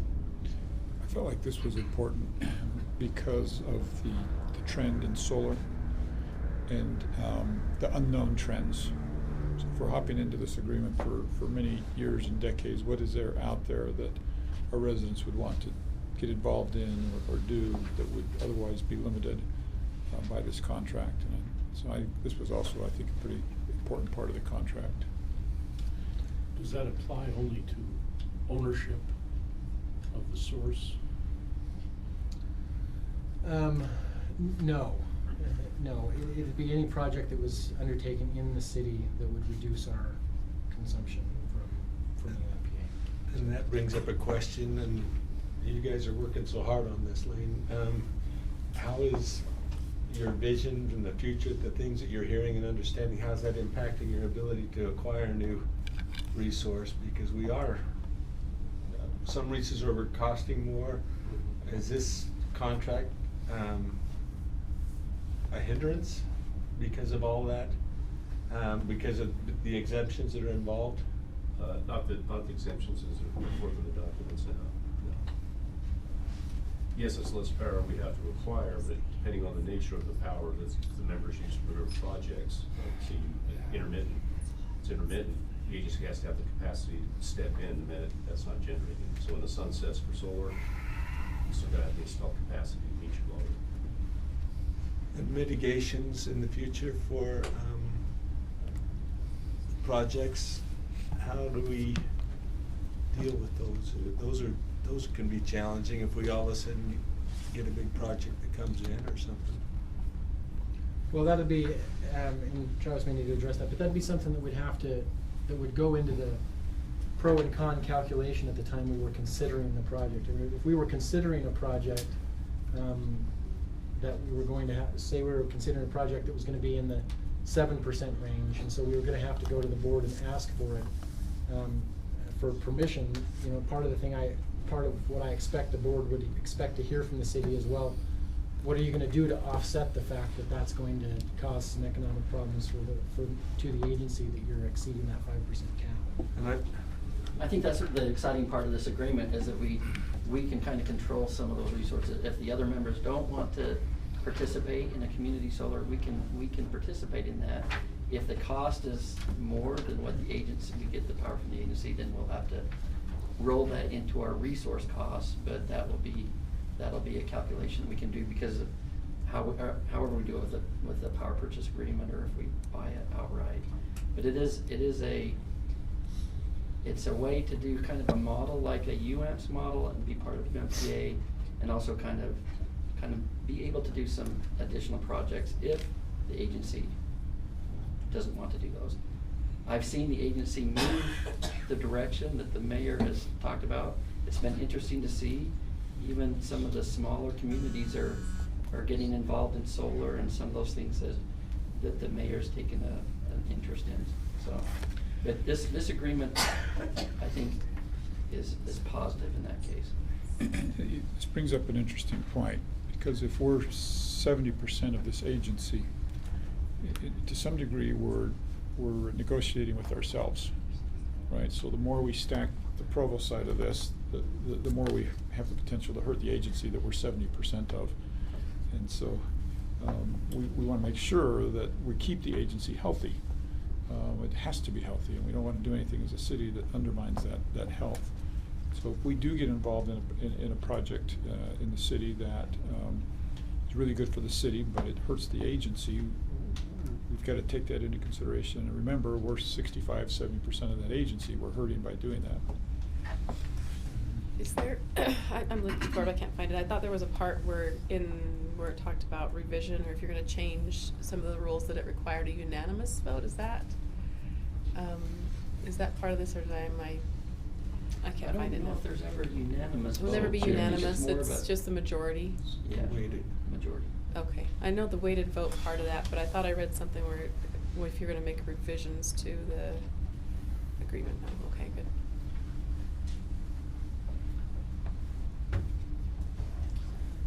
Lane or Jim, did you, either of you wanna clarify or correct anything that we said? No, other than to say is, as you draft these, you have to take people out of the equation, right? And assign names. I mean, these are positions, board members. Someday we may have a terrible chair. We don't have that right now. 50 years Well from said. now, 50 years from now, those generations may have flux capacitors on their house, and who knows what that's gonna do to the power industry. So when you're trying to plan 50 years into the future and you don't know what the future holds, you just try and structure the best agreement you can that can be adapted to meet those challenges in the future. I think this agreement does a lot for renewable resources for the city, or if the agency wants to do them, or if the city wants to do them. We haven't even talked about some of the distributed generation a little bit on our large customer. Also, demand side management. I think Provo is situated, set up a little bit better to do a demand side management program other than the other cities, and that also has an effect on the UMPA, so that's part of that 5%. But that gives us the opportunity to go ahead of some of those type of programs.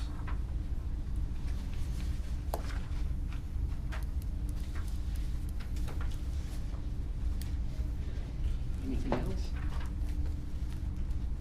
As you go through the agreements and you have questions, feel free to, Brian is the expert, Robert, call me, and we can contact Jim and Lane, and any type of questions you have. If you have concerns, let me know. I will say that we have a great relationship with the MTA. I don't think I've seen a better relationship than it is right now. And that goes to a lot to the leadership with Lane. I mean, there's some exciting things there, and I appreciate the leadership that they've shown. And we have a great board member on there that pushes the UMPA in a good direction too. Appreciate him on the board. Good, thank you, Travis. Appreciate your report and update, and thanks Lane and Jim also for being here today. And we'll look forward to discussing this on the first one, the agreement. So take the time between now and then to review it more. Our final item, yes, Gary? I don't know if they have anything that they want to present those two. Did you ask them? Lane, did you have anything that you needed to talk about, you wanted to address the council with? Regarding, I'm just here to support Travis and Okay. support the city and the agency. I'm just grateful for them. I've had the opportunity to get to know them and work with them just a little bit, and they have had a great attitude for Provo City and all the members. I'm grateful for them. Great, okay, thanks, Gary. Our final agenda item is number 13, a discussion regarding proposed resolution brought forward by the Sustainability and Natural Resources Committee, encouraging the state legislature in efforts related to improving air quality. We welcome Don Jarvis. And Hal, would you like to do an introduction? Thank you. I call your remembrance to a previous occasion on which the chair of the Mayor's Committee on Sustainability and Natural Resources appeared and urged our joint support with administration plus council of a proposal being made to the state legislature regarding clean air, and in that case specifically the use and availability of Tier 3 gasoline, and we agreed unanimously to do so. He is here today to talk about another proposed resolution to the state legislature, again involving clean air, that draws from the recent revision of the International Code for Building Standards. Don, thank you for joining us. Thank you. I appreciated your support for the Tier 3 resolution. Our legislators heard us because it has enormous effect on air quality. And they did indeed pass legislation giving incentives for refiners to produce Tier 3 gasoline. And the governor reports that Tesoro, which actually provides much more of the gasoline than just the Tesoro stations, is really looking forward, and they're gearing up to produce Tier 3 gasoline. So thank you for that. We have another issue, which in teenagers' language is a really big deal. Houses and buildings last 50 to 100 years. Now, I know you're always exercising the gift of prophecy and looking down the road. This is especially one of those that looks down the road and see how this is going to affect your children and grandchildren. And to put it briefly, it's going to save a lot of money for them, and it's going to make the air better.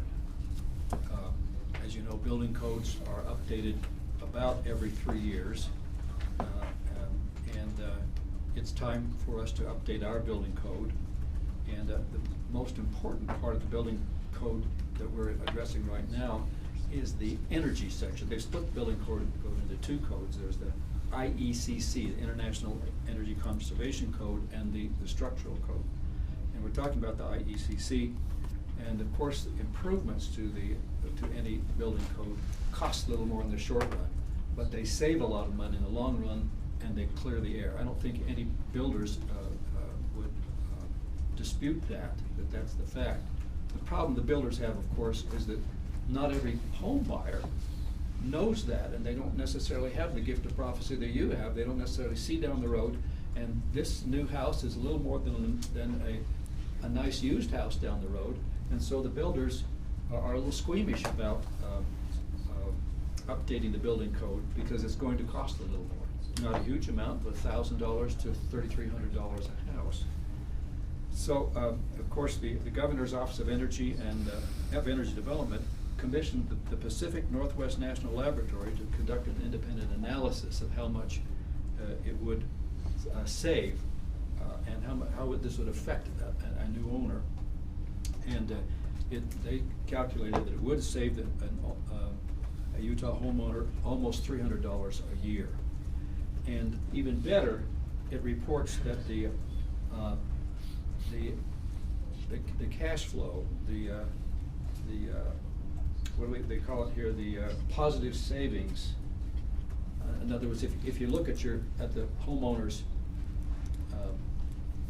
monthly or annual payment on their loan, the first couple of years, the extra cost of that improved insulation and better windows and all those things makes the homeowner's payment a little, plus the cost of his utilities, a little more than normal. But already on the second year, what they're saving through their utility bills brings it down below what it would have been before. So in 2 years, you have positive savings to the homeowner, which I think is huge. So it's called positive cash flow. It's not quite the same as return on investment, but it feels really good to the homeowner that they're actually paying less for their mortgage plus their utility. Now, are Utahns willing to pay more for a house that costs a little more? They claim they are. I'm sure that Mr. Van Buren knows that it isn't always the case. They don't always look down the road. But they claim, 91% claim they're willing to pay more. But it does not only have economic effects, but on the agenda, they sort of emphasize the value to air pollution. And you know right now that even though most people don't think of houses contributing to air pollution, they do. There's something less than 30% of the air pollution in our valley. Sorry about that. It's okay, we always need a little music anyway. Thank the mayor for that one. Is that our Christmas CD? This is a good opportunity to ask you all if you've downloaded that. Okay, so right now, we've been talking a lot about vehicular pollution, and what you did last year with Tier 3 fuel, that affects and reduces vehicular pollution. But that's going to reduce it so dramatically that by 2050, it will be the houses and the buildings that are producing well over the majority of the pollution. And the vehicles will be down to about the amount that the structures are now. So it's really important for us to encourage the legislature to pass a strong building code. Bryce, would you put up the one from Utah Clean Energy? That I'm sure everybody has had access to these documents. And Louise, you actually passed it out to everybody. Do you have them in front of you there? They're just outside. Oh, there. We've got electronically. Okay, let's go to the fact sheet. That's right. Thank you. Okay, this is the discussion of the economic value. Let's move it up down a little bit. And they're willing to go. The Utah Clean Energy is willing to go with the slightly reduced building code, slightly less than what the international proposal is, and it will have enormous effect on the air. Let's go down to help clean Utah's air. Full energy code would reduce local air pollution by 2.3 million pounds through 2050.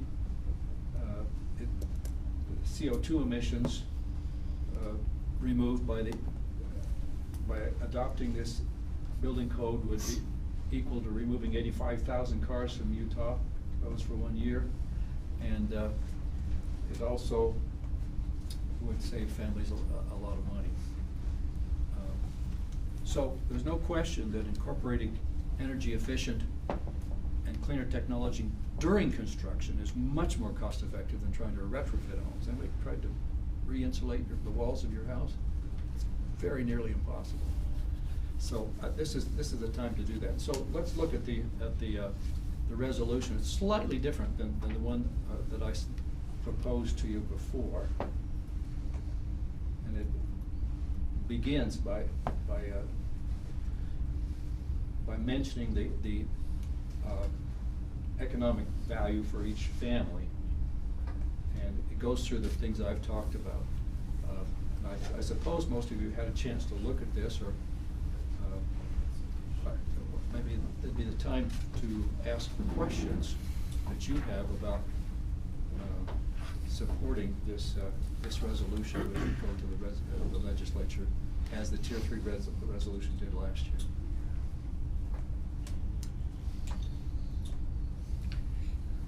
Has anyone ever brought up any unintended consequences from? You've got the cost, of course, which is usually maybe $3,500 more to build a house at the average home.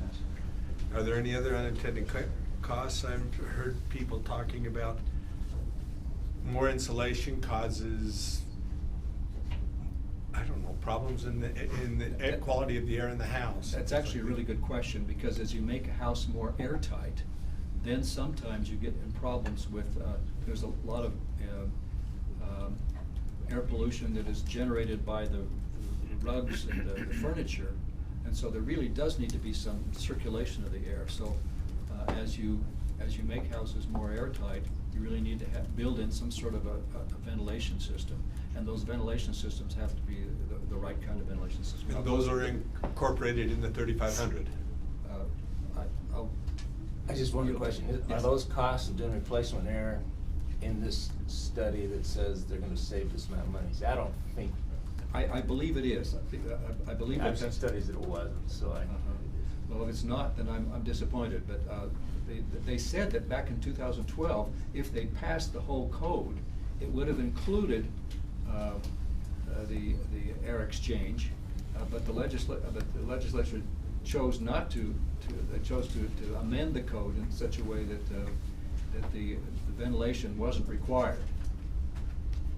So I guess I can't answer that question definitively, but I think that everybody's realizing that that is an issue with airtight houses. Nobody is talking about it, I'll ask you to talk Clean Energy what they've heard about it though, and I'll get back to you. What's the difference between a home and like an apartment complex where did they look at the different types of housing when they were doing? That's a really good question. High-density housing is far more efficient than single-family housing. It already is. And I don't think that you get the huge savings with the new building code that we have for single-family houses. Single-family houses are so vulnerable. All four walls. In my house, we got about 6 walls that are exposed to the outside, and it results in loss of energy, loss of heat. And in the summer, it costs a lot of money to cool it.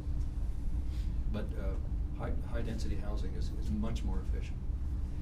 And interesting, as we're getting more and more built out, you know, the opportunity for building more single-family homes. Obviously, we have some land on the west side, but we're taking down homes and building them up again. I guess will be something that I would hope so. I walk by a house on Kiwanis Park that's being built, and I look at the 2x6s they're putting in for their walls, and I'm really, really jealous because they allow so much more insulation. I would also, I'd also point out that whatever we do here in Provo is kind of in a bubble, and if we do it and no one else does, it's almost worthless when it comes to air quality. So really, I view this as countywide, and the growth we expect in the county with new homes and encouraging our neighboring cities to adopt this and the state to adopt it has impact far beyond the construction that we'll see here in Provo. Oh, that's a really good point, Mayor, and I think we ought to mention, shouldn't we, that Orem is considering this very same resolution or something very much like it. All the mayors in MAG, Mountain Land Association of Government, are also considering this resolution, as they did for Tier 3, and the Chamber of Commerce is considering putting that as one of their top priorities, legislative priorities. So we're not alone in this. The whole county is on our side on this. And you bring up a good point. Sometimes our air pollution doesn't even come from Utah. It's fire, you know, wildfires in California, or you name it, you know, sometimes where our pollution really isn't created on our own. Exactly right. And a lot of our ozone is, some of it is created by nature. But so we can't do everything, but we ought to do what we can. Everybody talks about the weather, but we can do something about it. Any other questions? Mr. Sewell. Just to comment, one of the things that was kind of compelling for me as I was just looking at it from a financial standpoint, you have basically, according to these numbers anyway, complete payback of your investment in 7 years from the savings on buildings that are gonna last 50 to 100 years. So you could argue that even if there wasn't any benefit to air pollution, that it's a good financial investment. Financially, it makes sense. And then to add the air quality benefits makes it a pretty compelling case for me. I don't want to change the subject, but this is a really good time to acknowledge Don. Don serves as a volunteer on the Sustainability Committee and is my advisor. And I don't know if we could add up the hours, but I would dare say I don't know a volunteer in the city that puts in more hours than Don does, by a factor probably of 10. And he has the passion. And Don also has this unique way to tackle a lot of small things that are easy for our residents to swallow. And then you look back and all of a sudden these small things have added up to very large things. And instead of coming at this and saying you must change all of your habits immediately, Don has taken little nibbles at this thing, and I think as a result, now as he looks back, you can see quite a culmination of things that add up to a lot of big things. So, Don, thank you for your patience with me and with all of us. The incremental approach is at your orders, so do what we're told. Thank you, Don. We value very much what you do. We have a lot of good people to work with. I love working with the employees of the city. There's so many that really get the issue of looking down the road and doing the right thing for the long run and not for the short run. It makes it really easy, and with you as well. Thank you. You're welcome. Thank you, Don. All right.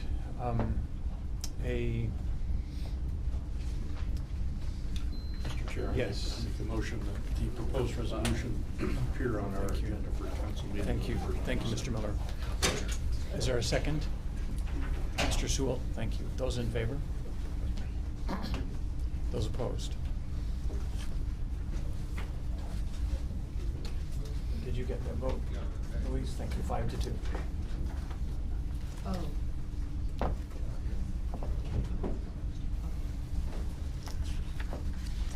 We now have a closed session I believe has been requested. Brian? Yes, that's right. There's actually a number of items that need to be discussed, but those items all do fall within the approved reasons for holding a closed meeting under the statute, which are, again, are to hold a strategy session for pending a legal litigation, or to discuss purchase, sale, exchange, or lease of real property, and or to discuss character, professional competence, and physical and mental health of an individual. So it would be appropriate to close the meeting this time. All right, I'll look for a motion to close. Ms. Hales, and a second? I second. Mr. Miller, those in favor? Thank you. All right. I believe we're going to do that here. Here, okay.